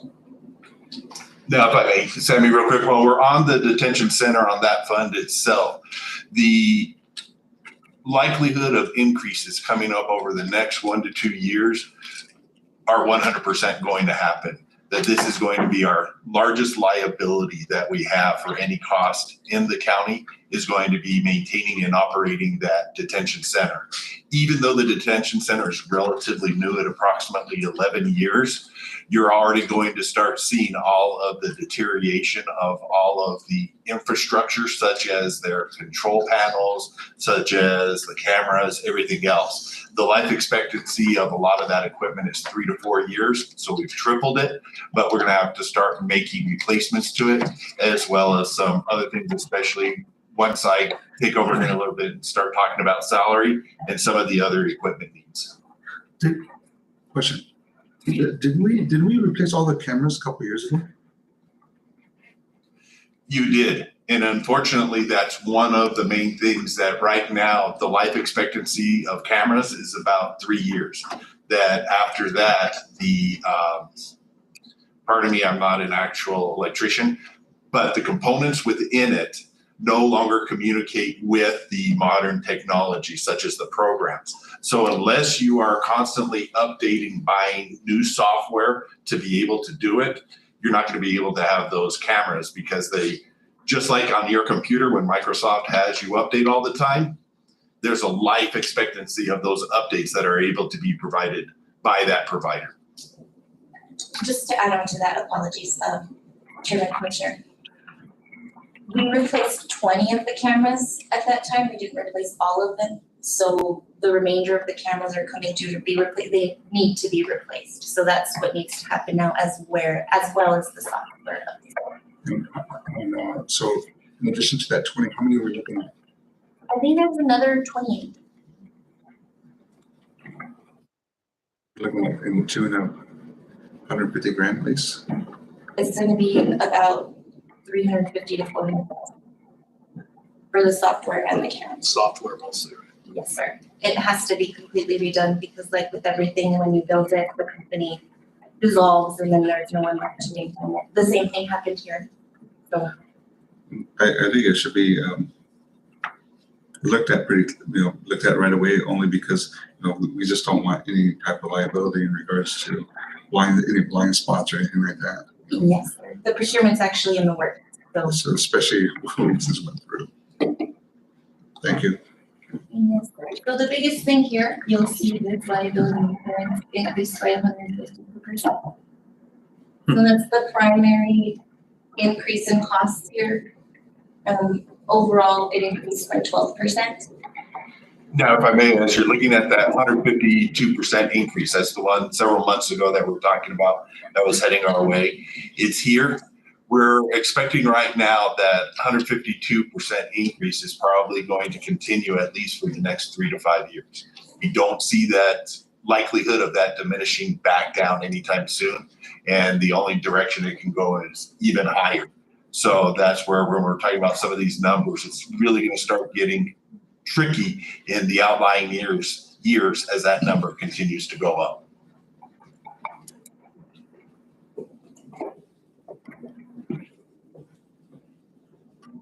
And with that fund, we are holding out hope that we will have the opportunity to apply for some of those grants that were kind of cut this year. We're hoping maybe the coastal will come back into play once it's been reviewed, as well as some of the others. But right now we don't have them, so this is what we're working with. Fund 417, fire excise tax. The primary thing that's funded through this is going to be the new fire admin building that's at the old Solar site. 418 is the Law Enforcement Protection Fund. This is a fund that's applied for every year by the Sheriff's Department. They received their funding and it was designated as such in their application. You have the Assessor's 1% Fund. It primarily does their, the NMSA 430. Can we have it, Julie? Appraiser compensation. Can we have it? Your 1%? Probably need more. Well, it primarily pays for her appraisers through that compensation fund, and then the other half is 50% of the software is paid through this fund, and 50% is paid through the general fund this year. So 420 is the technology fund. This is the funds that you've set up and designated in order to catch technology expenses such as servers crashing, computers outdated, etc. This is 425 is going to be the GO bond debt. 432 is the clerk's recording and filing fee. When does a GO bond mature, do you know? Off the top of my head, I don't, but I do know that. I'm just curious. It's all right. We can find it another time. Yeah, I want to say 2 to 4 years. My brain's shooting at 4 to 6, so I Okay. don't quote me on that, but I have the schedules. I can sure. 454 is going to be the DWI funds. So these are the grants that they applied for and were awarded, and the expenses are designated after. Now, it'll be one of those things with the DWI. So in the past couple of meetings, we approved those new DWI grants and we were able to get it. Athena's in the room today, and it's been really, really a pleasure that you have no idea how much these DWI grants are helping us out this year, trying to do not only new programs over at the detention center, but helping to pick up some of the salary shortfalls that we were going to have because of that huge liability hit. So they've been able to work with these different grants, and we've been able to do some different things to help out. And you'll see that later on when I make the presentation on the salaries as to how that's now coming into fruition. Real quick, this preliminary budget, does it have these new salaries that you and there included in this preliminary?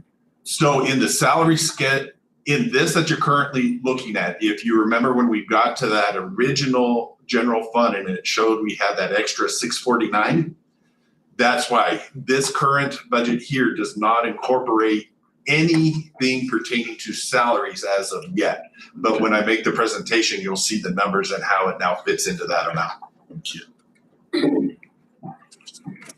Okay, so you'll see this is the RISE budget, just to finalize, because this has a transfer out of 69,658. That's transfers out of the RISE program and into the general fund for services rendered for contract administration as well as utilities, bills and rent, etc.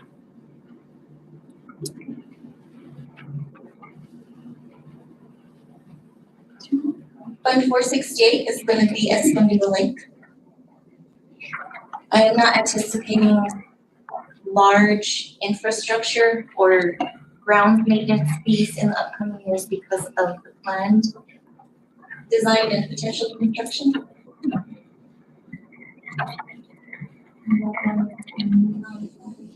491 is the fire marshal's office. It is also determined by the state fire allotment, budgeted as such. Now, as we start looking at the fire marshal's fund as well as some of the other fire funds, our new emergency manager as well as county fire marshal Fred Burwell, he has worked with us tremendously this year to look at how some of those funds have been going to out of county businesses. And we're now being able to do all of the maintenance of the equipment in-house, which means that these funds are now going to be able to replenish our general fund because in essence, we get to charge those fire districts for the work. And so this is how, without that cooperation, without being able to do it this year, the budget wouldn't be in the shape that it is right now. We'd probably be looking at having to pull out another $200,000 to $300,000 from other line items to figure out how to balance. Not just the general fund to add on to that, also the fund that they'll help supplement through their mechanics. But telecommunication, this is the fund that we have set up to manage the escrow balances that come in and the expenses paid to manage the cell tower construction. There's the Hop Canyon Fire Department. We still have to act as the fiscal agent, so we receive the revenue and you'll see it entirely paid out to the village of Magnolia. And then a lot of the upcoming funds are going to be debt, so I'll flash through them. This is MFA debt for this building we're in at present. 507 is going to be NMFA debt for the San Antonio Fire Station. 509 is NMFA debt for the Vigita number 2 substation. 514 is NMFA debt for the Vigita Fire Department. Yeah, they're all paid through fire departments. Fund 515 is a grant fund for Eslinda Anayas program. It's set up through grant applications, so these revenues and expenses match your application as it was submitted.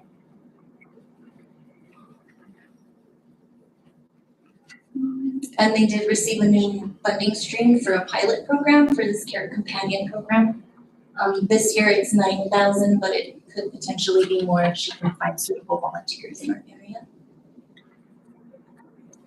516 is the lodger's tax fund. We roughly get about 4,700 each year. It never falls farther than that usually. Everything's budgeted to county promotion to the tune of 3,600, and then there's transfers out and contract administration to the general fund for 10%.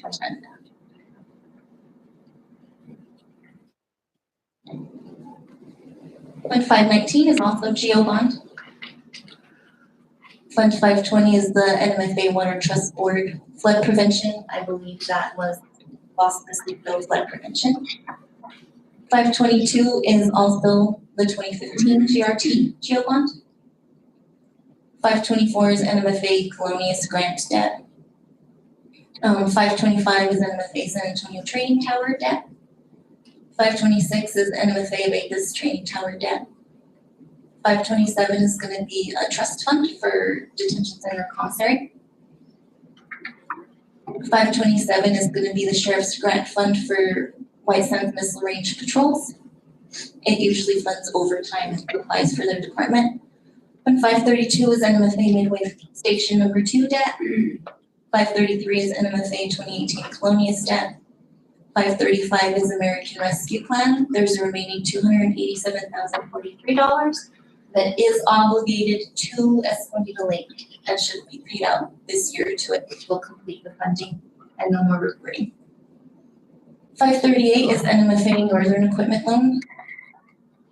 539 is the 2021 GRT GO bond for the energy savings project. 540 is NMFA Midway Class A fire truck debt. 541 is NMFA Colonius debt for the first phases of the San Antonio drainage system. 542 is LATCF funding. It is not obligated at present, but it will be planned and then presented before the commission. So for those of us that attended all of the road meetings and all of those discussions and everything else, and we were talking about how we currently have just the 3 graders needing other equipment, this is why we've made sure that we've included this amount here, that this is where once we come up with the plan as to specifically the equipment and everything else, this is where all of our road equipment as well as some of the new tools for Albie as well as over at the road maintenance yard as well will be coming out of. But we just wanted to show you this is the dollar amount that we're going to be able to pull as we finalize the rest of the work with those departments to make sure that the equipment is going to meet the needs and fall into the specifications of one-time use only money.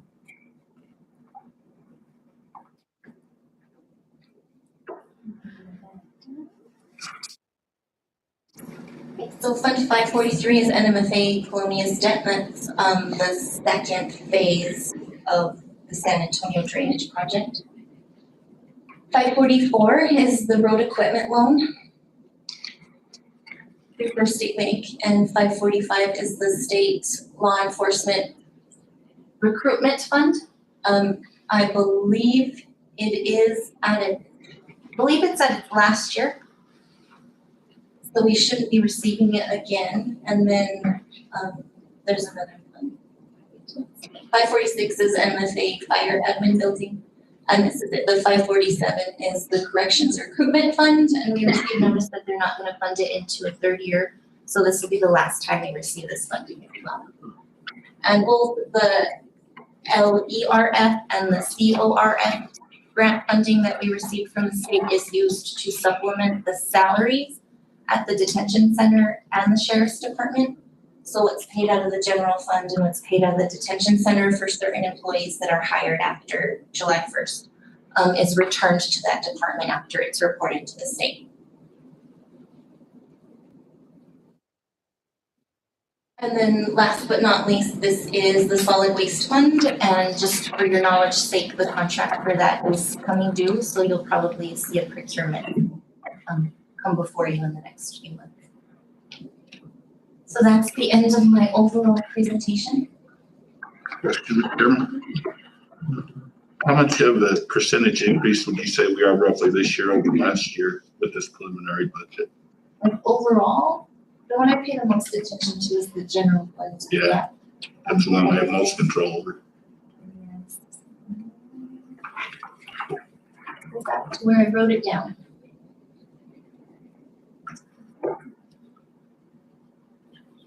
So there was a 13% increase to revenues estimated and then a 7% increase to expenses.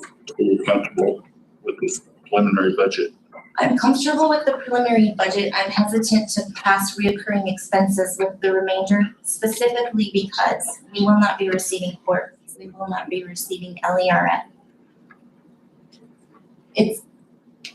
PILT is a little iffy, but those are the primary things that are feeding into this. I think right now we're okay with the county administration. I think we'll be okay with that. That one's just the iffy one. We don't get until the end of the year, so.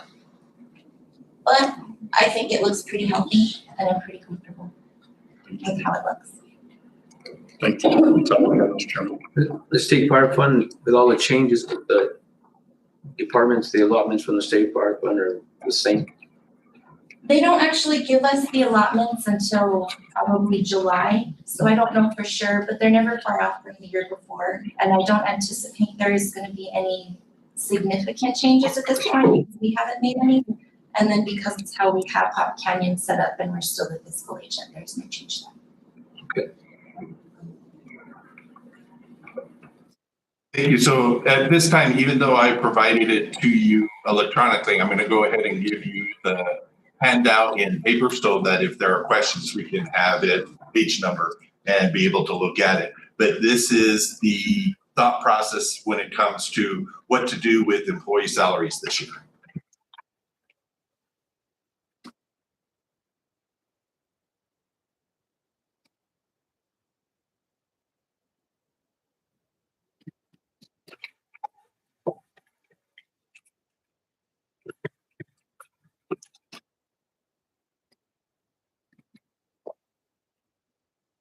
So the reason that the general fund had that 649 basically unencumbered expense right now is that's the amount that we then tried to utilize as the number when it came to employee salaries.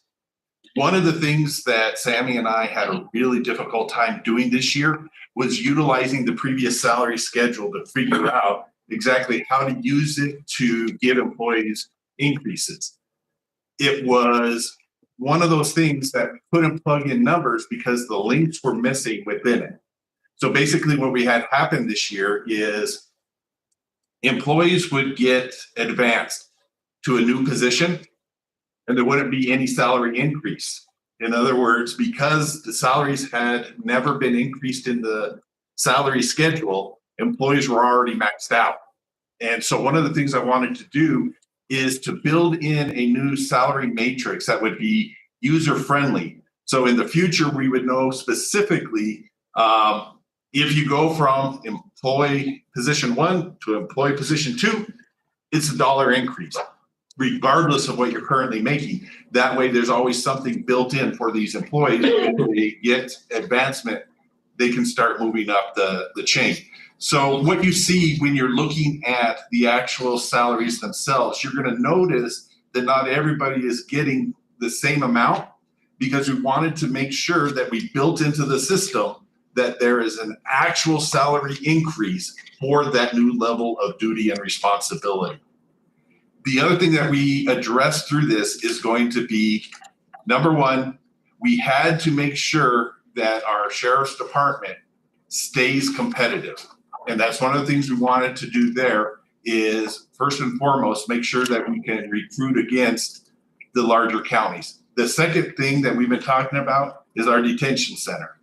The detention center was well below anywhere competitive salary range wise. And so we created those positions to make sure that, number one, there's actually a nice salary to recruit with, but number two, there was only one position within the detention center that employees could try to do advancement.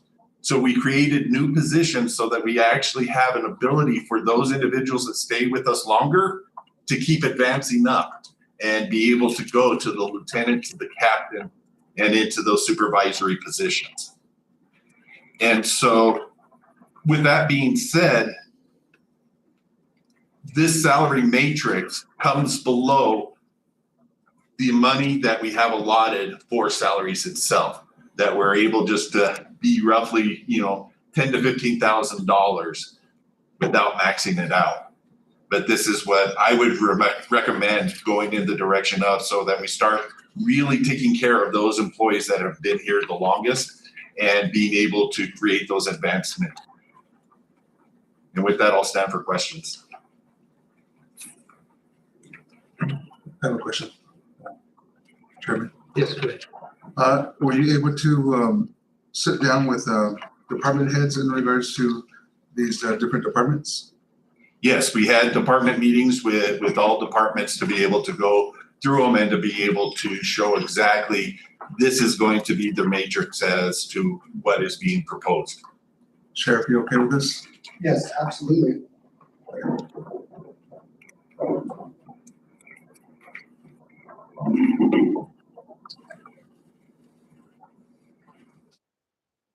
Like you did a good job putting it all together.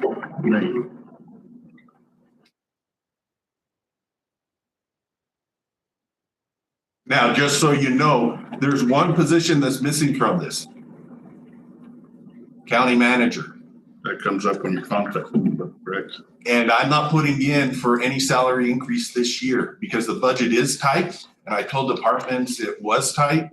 So that's why you don't see that number in there. So even though when my contract comes up, I'm not going to be going for a salary increase for this fiscal year because the budget is tight and I need to lead by example.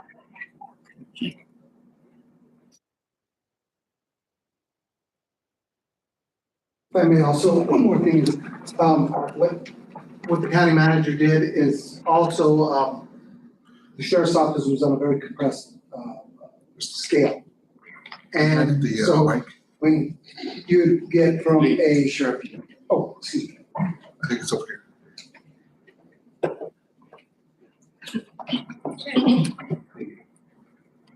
Chairman, commissioners.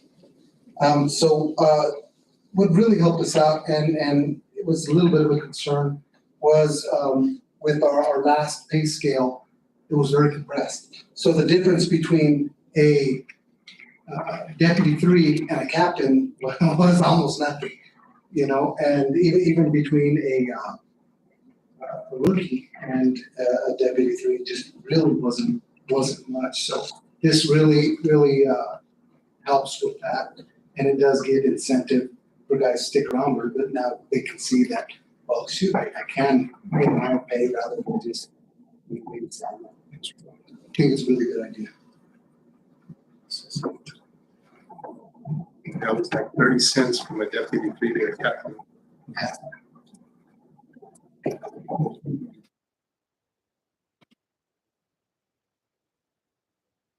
Did we come up with an agreement in regards to, Sheriff? Did we come up with an agreement in regards to deputies taking units home beyond, or what's the status on that? Yeah, we did. Yeah, it was back July 9th, 2024 is when this board voted on that new policy that permitted the deputies to be able to go that little bit of distance beyond the county lines.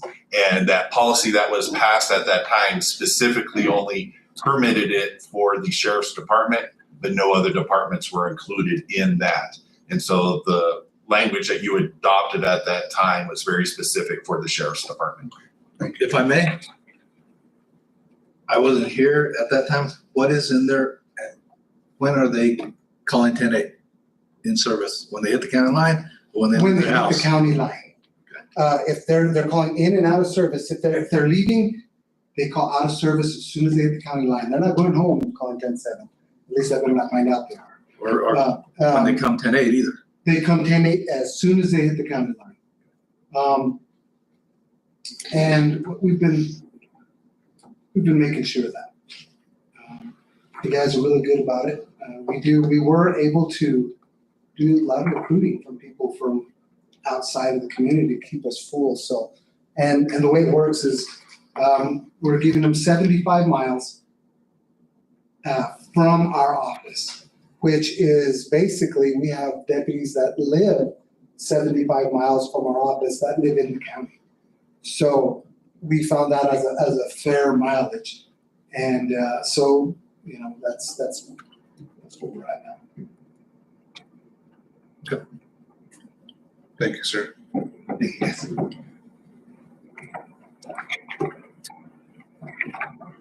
Julie, you have anything to say? What? You have anything to say, or are you? No, you always have something to I'm say. okay with the salary. I think we have a lot of older people in our office, so that, well, not, I should say older.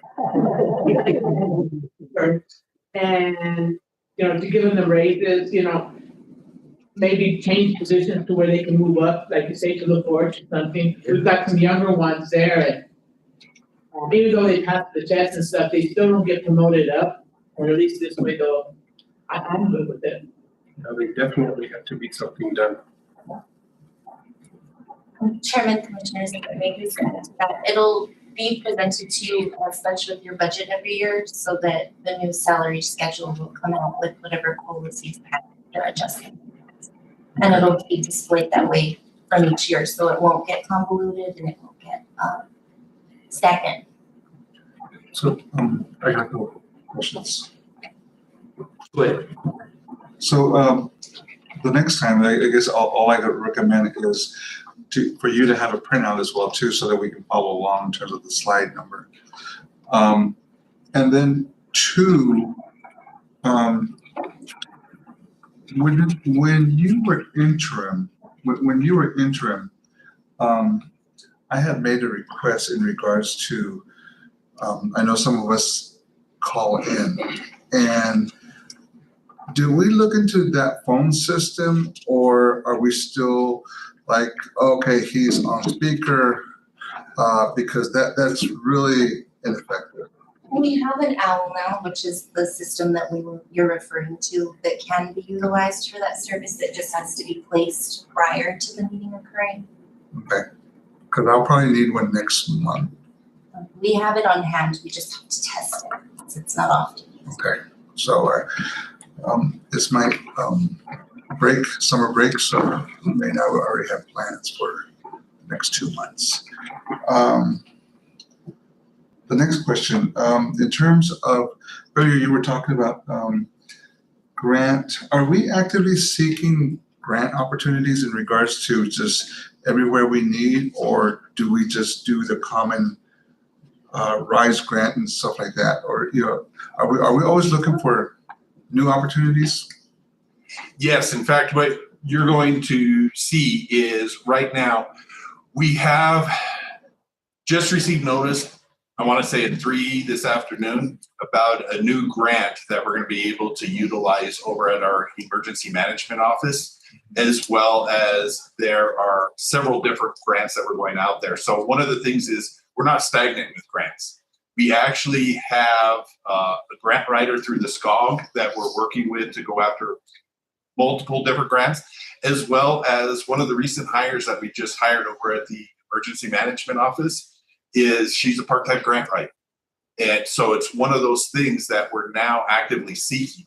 And that's one of the reasons that we were one of only 2 entities in the state of New Mexico that was awarded the Building Bridges grant.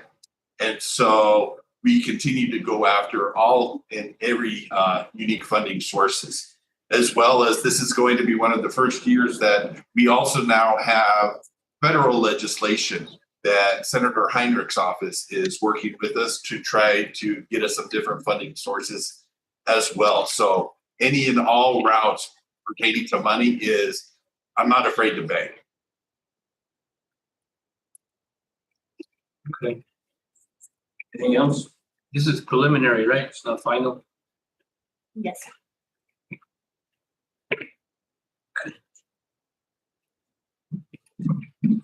Let's see.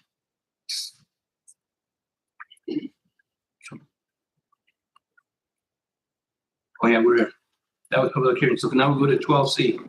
Consideration of resolution 2025-39 adopting the interim 2025-2026 fiscal year.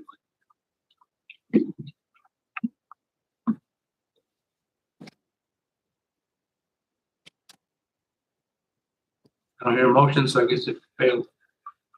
I'll make a motion, we adopt. FY 2026. I have a motion by Commissioner Montoya, a second by Commissioner Aguilar to the approval of interim 2025-2026 fiscal year budget. All in favor? Aye. Aye. Opposed? Check. Uh, Mr. Andy, did you want this recorded in the packet for when we recorded under the commission meetings? Or is this just for our review? No, please include it with. Okay. Thank you. Resolution 2025 adoption of 25-26 fiscal year pass. Item D, approval of contracts. Marsha Lester Williams, ML, nurse practitioner for healthcare, mental health services for detainees housed at the detention center. Yes, thank you, Mr. Chair, members. This is the contract of that provider that we're going to be able to bring in over there at the detention center. So she currently provides mental health services for the RISE participants currently. She's now going to be expanded to be able to provide health services for everybody in the detention center. And so right now we're limited in the scope, which is why the contract before you is for $60,000. Is we currently have it going through the procurement process for RFP so that we can do a multi-year agreement. But at this time, I would do a recommended do pass. Motion to approve. Second. Question. Commissioner, go ahead. Town manager, in regards to what are we looking at in terms of is she there half time? Is she there? How many hours a week is she there? So when you look at the contract language that was provided, it's 5 days a week. It's not an 8-hour shift, but what it is she's actually in the facility for 5 days out of that week. And so we're going currently from nobody to having 5 days. So this is a huge jump for us in the right direction. It's not the final jump, but it's a really, really big first step. In the language of healthcare services, that means covers the services that required, they were required to provide them as far as distribution of medication, all that stuff. It does cover all of it. It covers, from flu and cold to all the way to MAT, which is going to be the assisted treatment with the Suboxone and all of that.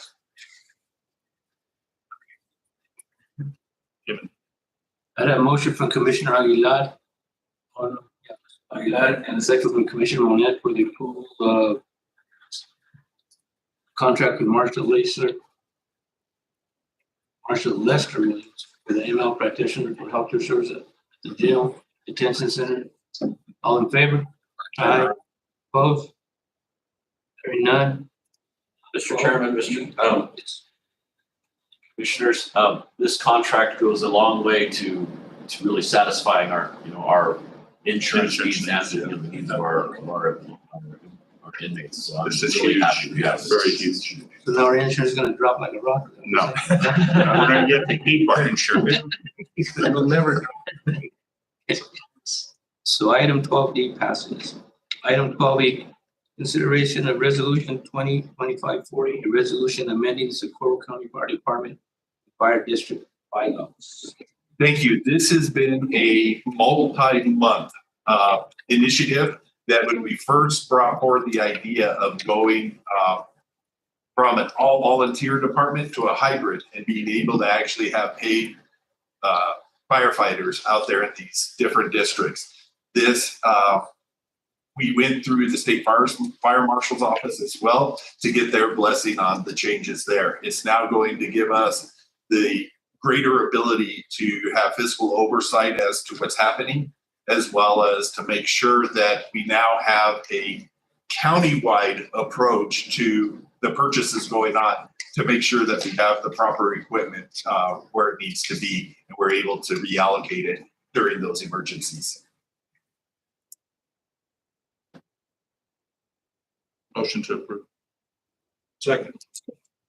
A motion to approve, Commissioner Monette, second by Commissioner Montoya, resolution 2025, all in favor? 2025-40, all in favor? Aye. Opposed? Hearing none. Item 12E passes, resolution 2025-40. Item 12F, consideration of resolution 2025-41, 2025-2026 ICIP funding. Yes, thank you. At this time, I'm going to pass out to you the changes to the ICIP, walk you through it. That these were, at the previous meeting, I handed you the old ICIP. That way you can take a look at it. And this way I can kind of explain as to the direction we're wanting to go and why.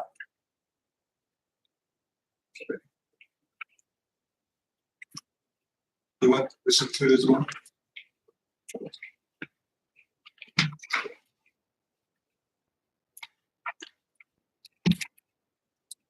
If you actually go to page 3 of the new document, this is the main section that we got a lot of pushback from our legislative team during this last legislative year as to they were confused as to why capital outlay dollars were being sought when there were grants as well as other loans / possibilities for other funding. So it's one of those things that we're able to take a look at, and you'll notice a lot of it pertains to substations, equipment, everything else that is coming through the fire funds. And so it was really confusing to the legislative team as to why they were there. So what we did on page 1 is we wanted to restructure it now specifically so that our top 10 asks are easy to identify, and we're able to put on a 1 page, here's what we're going after, easy to identify. So one of the main ones that we now have up there, which is why it's listed as number 1, is CR 91 drainage and flood mitigation. That this is one that truly needs to be done because it's just an accident waiting to happen at the next rain. And this is one that Senator Heinrich's office is helping us with. So I think if we go multi-faceted approach to this, we might be able to get there quicker than if we just solely did it as capital outlay only. The second one then is going to be the Socorro County Sheriff's Department renovation. That when we purchased the Solero building, it was with the intent of also getting the sheriff's office's new digs. And so that's going to be able to get us started with that renovation of that facility for the sheriff's department. Item 3 is going to be, we've been able to make it a couple of years without sheriff department vehicles, but it's that time now to where those vehicles are getting old and we're gonna have to update them. Number 4 is the fleet replacement facilities and road department. This is one that we want to be able to go after specific purchases here, specifically a grader or 2. Number 5 is the Next Generation Learning Center at VLA. This last year, it's not showing here yet because we haven't received the dollars, but it was right in the neighborhood of 1.7 million that learning center received. And the good news here is we just signed the contract that we now get to keep 5% of that as administrative for here. So even though it's going and building it over there, money staying here in the county as well. And that's one of those items that hasn't been included in the actual budget presentation to you yet, because we don't have it in hand and we're just waiting on those final documents. The next one then is the biggie that just popped up last month that we didn't know about. The fire alarm system in the Socorro County Courthouse can no longer be repaired. The parts no longer exist. And so we're going to need to have to put in. And so what we're doing with this request here is we're putting in our half, as well as the 7th Judicial Court is putting in their request as well. And I think if we both get half, we'll be able to jump on that immediately. 11 million? It's one of those that it's absolutely astounding as to what it may be. We're thinking we might be able to reduce that over time. We can't give everybody a bill. That's what we're doing right now. The next one is electronic door access. So one of the things I've been trying to do is figure out how we become a little more protected. And we have a number of outside doors to where the keys that have been issued, I have no idea where they are. There was no accounting of the keys that ever took place. So one of the quickest and simplest ways to do that is going to be we do the electronic door access, and now it's all handled by a computer stroke rather than actually having a physical key. And we are able to see who's entering and exiting the buildings. The next one is going to be the county road repairs, multiple with the facility. Then what we're trying to do here is actually get it to where we have the room and the space to do all of the tire replacements ourselves, but we just don't have the space for that yet. And then the last one here, item 10, is the Socorro County Substance Abuse Treatment Center that's been on the ICIP for several years but hasn't gained traction. And so I think this is the year with some of those other things that are happening that we might be able to get the traction for it. But that's where I think right now we can look at. Later on, we're going to be discussing Sholey Bridge, but I want to explain why it's currently not listed here on the ICIP is because it's one of those that the 12 million plus to be able to replace Sholey Bridge is not available. That is one that I don't know how much baiting and pleading can be done that hasn't already been done, but there's no way that we're ever going to get that amount in the time before construction had to be completed. And so later on, I'll be talking to you about some different options about Sholey Bridge, but it's one of those that I don't think it's fair to anybody else in the state that we stay sitting on that Sholey Bridge fund when we know we're never going to be able to expend the dollars for it. Chairman, I'd like to have one item in the top 10. And I'd like the county manager to determine where in the top 10 it should be, but I'd like to have the detention center for improvements, renovation, and equipment, since we just talked about all the money. This, I would save a lot out of our general fund if we added that to our top 10. I would feel comfortable. I mean, leave it in the budget the way you have it, but let's also go out for some money there. If you said we're going to start aging, we're 11 years old. If we leave it broad enough for improvements, renovation, and equipment, that we get the equipment that we need for that facility.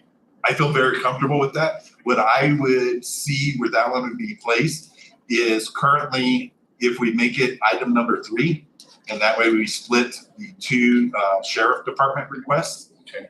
But we keep the renovation 2 and we make the detention center 3. And what number are you thinking? I'm fine with that. For the rest of the commission, yes. So that would boost the vehicles down to 4, right? Is that what I'm hearing? Everybody gets booked down accordingly. Chair Gonzalez, if I may. Yes. Mr. Andy, does on the number 6 for the Socorro County, like the fire alarms, does that include the annex building alarms that are currently out right now? So it would include everything over there at the courthouse. So it would include the assessor's office, the treasurer's office. I mean here for the annex.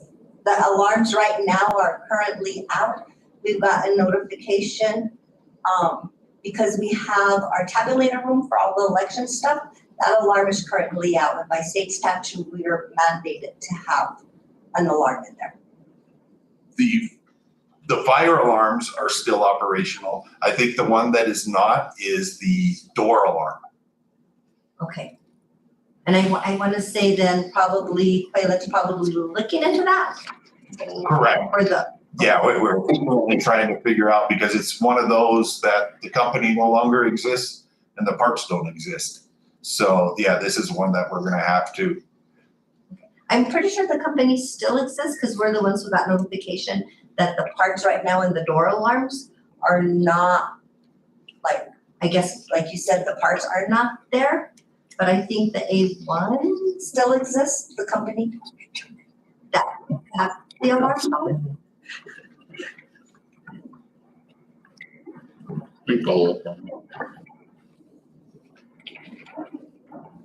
Yeah, I guess it should follow up to make sure that whatever the requirements that these meetings are met. I think it would be both. The fire alarm to protect and of course the door alarm too. Yeah. Nobody wants to steal an election. You know?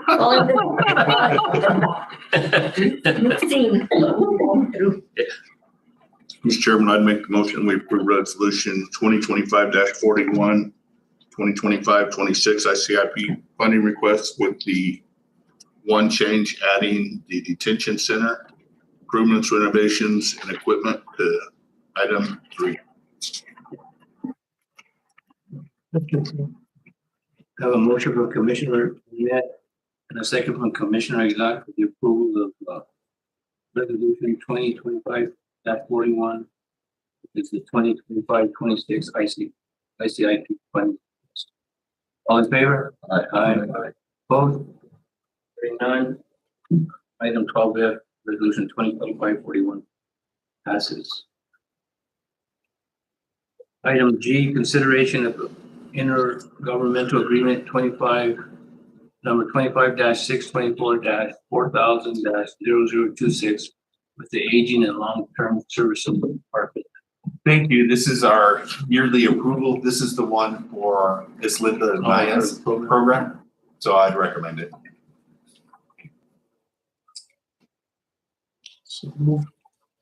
I'll make a motion to approve. Second. I have a motioner for myself, Commissioner Gonzalez, and second from Commissioner Zacatero for the approval of the agreement with the long-term and aging number 25-624-4000-0026. All in favor? Aye. Opposed? Hearing none. Agreement passes. 12H, approval of agreement with DNSF for Ingreso Road repairs. Thank you. This is that discussion that we had during the budget, the 250,000. It's above my 60,000 threshold to act on myself. This is one that has been negotiated multiple times. There's now a dollar amount attached to it, and my recommendation is let's take it while we can. DNF closed that road on Military Highway out there by that dairy, and this will really help those people with that dairy on that road too. So, being in my district, I'll make the motion to approve. Second. Have a motion from Commissioner Monet and a second from Commissioner Montero for approval of agreement with DNS for Ingreso Road repairs. All in favor? Aye. Opposed? Motion passes. Approval of 2025 Assessors Maintenance Plan. Thank you. At this time, I'll go ahead and call up Julie to explain the plan. But while she's explaining We'll be here all night. it's a great plan, and my recommendation is to pass. Mr. Chairman, I just want to say for the Ingresso Road, props to the manager for getting that money. Yes. That had gone by the wayside. Definitely. Appreciate that. What did they want to give us? That's what they, zero? I think they had originally offered 100, yeah, 100. Yeah, and then it went to 0, and now we're. Yeah, they went deaf on us, didn't they?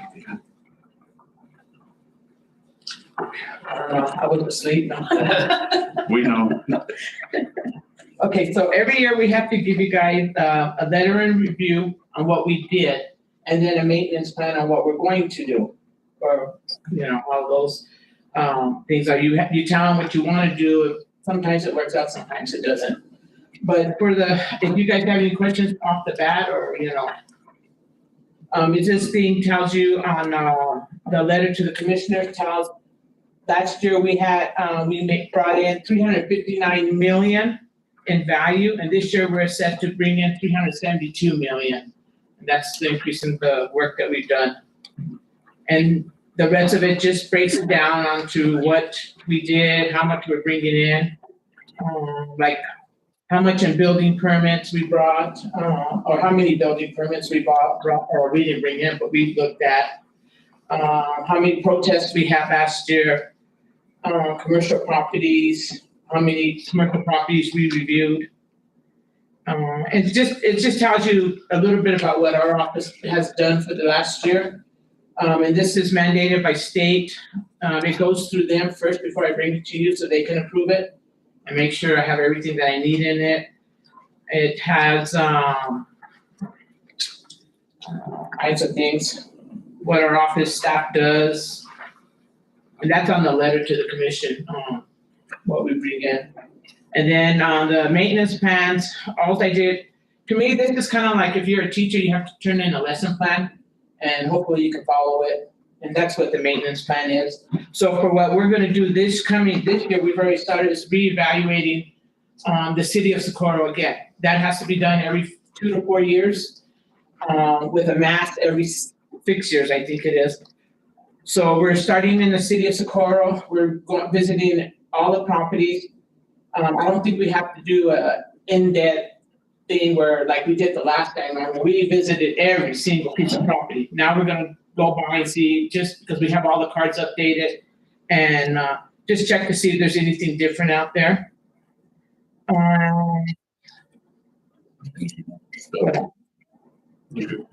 Do work more on the commercial properties. We're gonna try to work on the land. That's the one thing property taxes always on us is the vacant land. We don't have a vacant land as high as they want it to be, but I don't know, it's hard when you don't have no sales and you're just assuming that they're selling for this, but you're not, they don't understand that some of the ranch lands are selling for 10,000, 15,000 because they're selling water rights with them.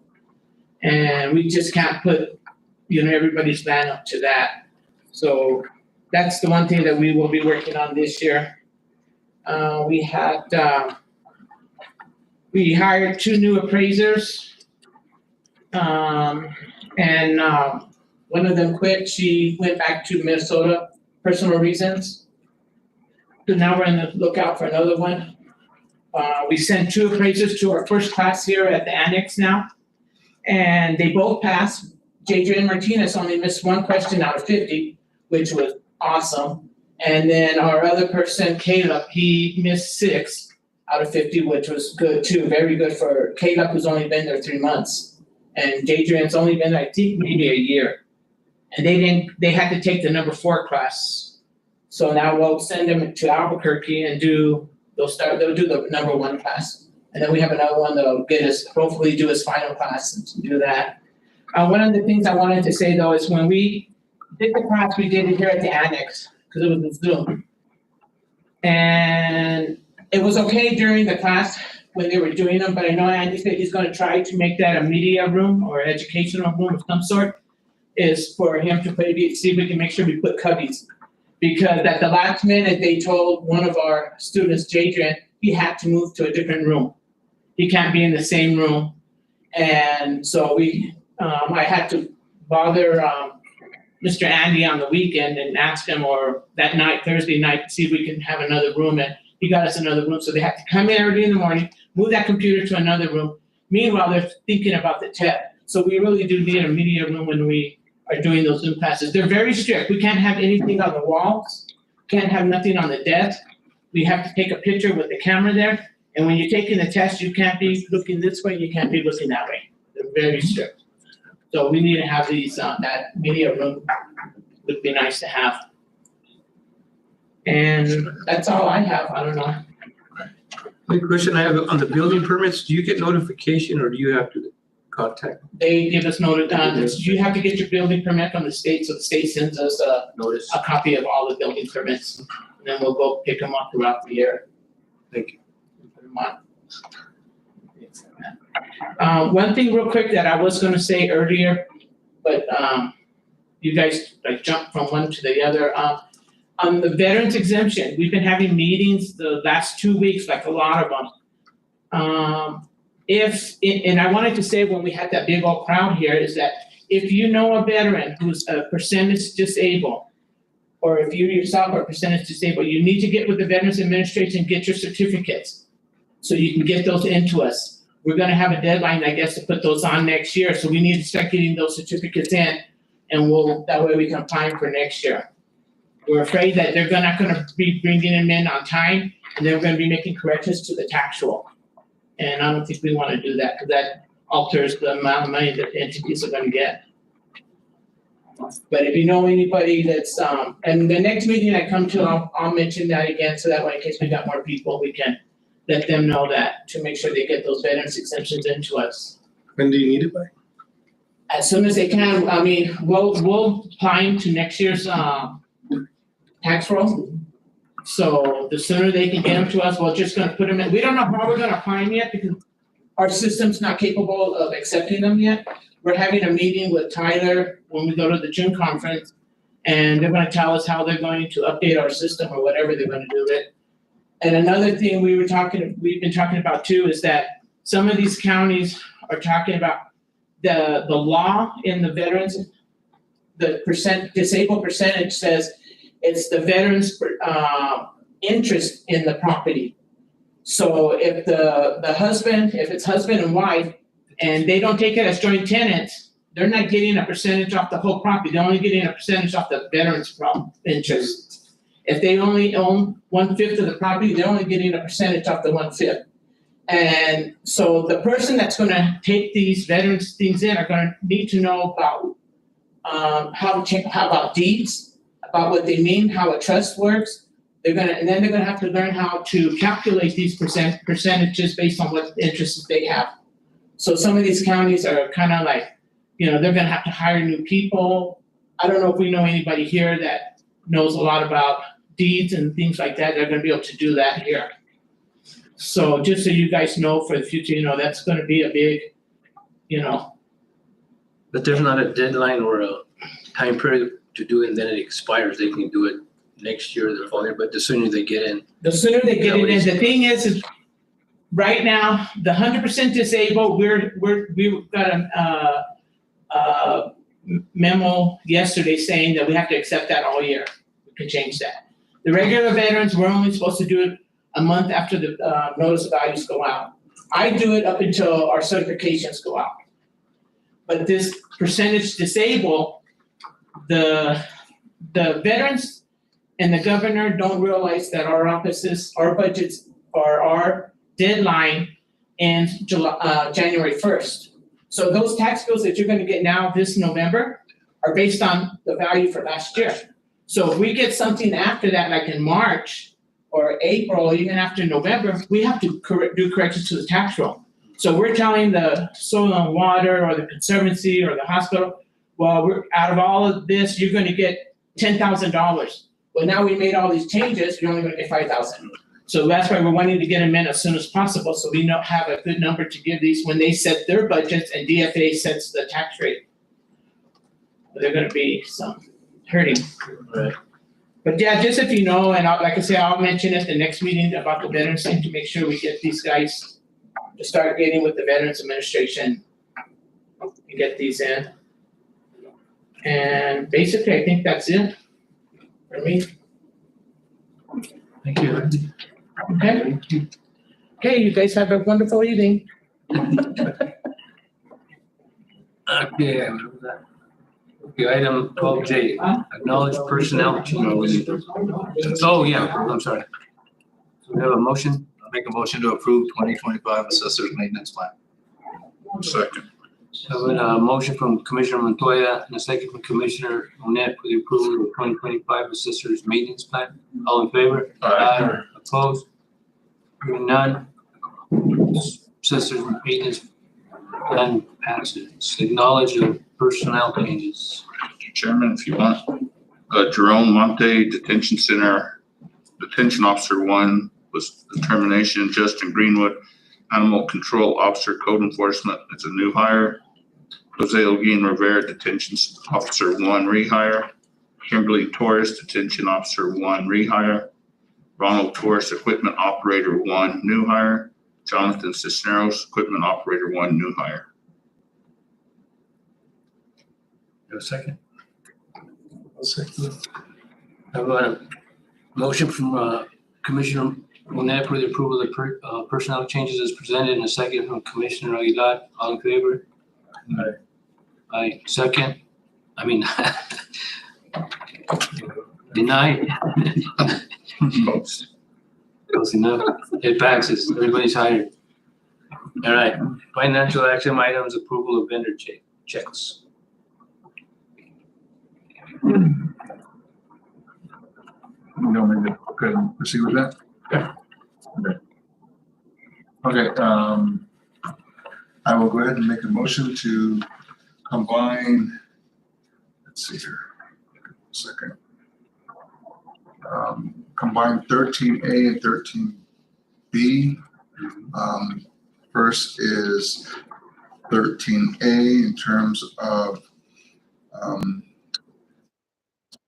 checks issued dated for May 12th. All the checks listed. You want me to go ahead and go one by one, or do you just want me to do the total? The total. Okay. Accounts payable check issued dated for May 12th in the amount of $6,726,306.29 is the payroll dated for March 13. This is in relation to payroll April 3rd and April 17th. April 3rd in the amount of $208,543.47, and then in relation to April 17, the amount of $313,220.84, totaling $521,764.31. Second. The motion from Commissioner Sakataro for the approval of vendor checks and also payable checks, and a second from Commissioner Monette. All in favor? Aye. All opposed? Hearing none. Vendor checks and payable are approved. Item 14, executive session. Motion and roll call vote to go into executive session, and that pursuant to the Mexico State Statute Section 10-15 and following matters will be discussed in closed session. So, Okay. Second. Second. Have a motion from Commissioner Sakataro and a secretary, and a second from Commissioner Montoya going to executive session. All in roll call vote? Commissioner Aguilar, yes, ma'am. Vice Chair Secretary, Yes, ma'am. Commissioner Monette, Yes. Commissioner Montoya, Yes. Chairman Gonzalez. Yes. So we're in executive session.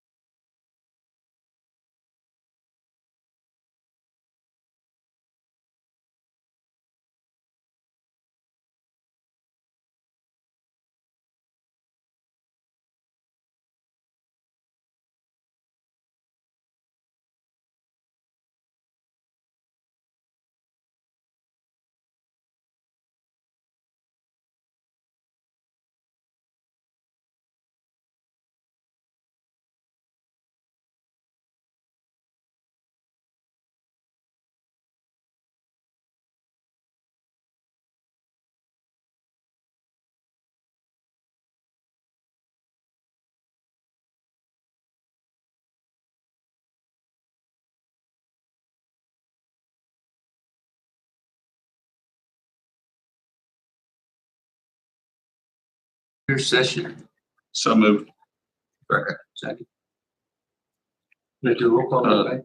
Mr. Chairman, I make a motion, the roll call vote that the only items discussed were those listed and no final action was taken pursuant to 10-15-1. Second. Yes, Mayor. Vice Chair Secretary, Yes, ma'am. Commissioner Monette, Yes. Commissioner Montoya, Yes. Chairman Gonzalez. Yes. Mr. Chairman? Yes. Under action item 15A, I'd like to just state that no action will be taken on Sholey Road at this time. And on B, I'd like to make a motion that we delegate to the manager to find 4 freeholders to visit the following properties, roads: Flatwell Road, Copeland Road, Western Road, and North Star Road. And along with Mr. Sanchez's road that we do not know the name of, we have a map we will get with the county manager on. I forgot about that one. So if the commissioners have a problem with that, please let me know. But it's road that he talked to that goes right into his driveway that doesn't serve anybody. So if we can check that road also, we've got him on the map, unless anybody has an issue with that. And Mr. Chairman and Commissioner, just to make sure that you're delegating the authority, but you are appointing those individuals. That you Correct. That is correct. Okay. Is that a roll call or just Regular? regular? Got a motion from Commissioner Monette. Do I have a second? Second. Got a second from Commissioner Montoya. All in favor? Aye. Opposed? Hearing none. That's how we're moving forward with Mr. Chairman, did you want me to? Yeah, if you could explain the process, please. Just for everybody, basically what the appointment of the freeholders are. This is from a very old statute from 1905. And in order for a county to vacate a road, the commission has to appoint 5 or 3 disinterested freeholders. And a freeholder is someone who owns land. Don't ask me why, but that's what the law says. They have to go out and look at the roads and talk to the people, and that committee comes back and makes a report. If the committee comes back and says that the road is either no longer needed or it's unduly burdensome to maintain, then the commission can vacate the road and it is no longer, the county has no more claim to it ever again. If they don't come back with those 2 findings, then the county commission can't do anything. So that's what they've just done, is appoint give direction to the manager to find 3 people who are disinterested to go and review the roads and then come back and report. Yeah, and Mr. Nance, I did mention 4, so we'd have an alternate in case one of the other 3 could not. next commission meeting is June 10th, 2025 at 5 p.m. Adjourned. When those people that'll be done? We're looking to try to get it done within the next month to 2 months. If possible, we would like to get it done prior to the June 10th meeting. So that's what we're going to be looking at. Right. Thank you very much. Yeah, Thank you all. You gotta be safe on.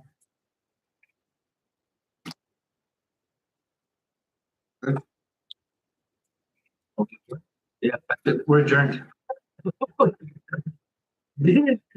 No.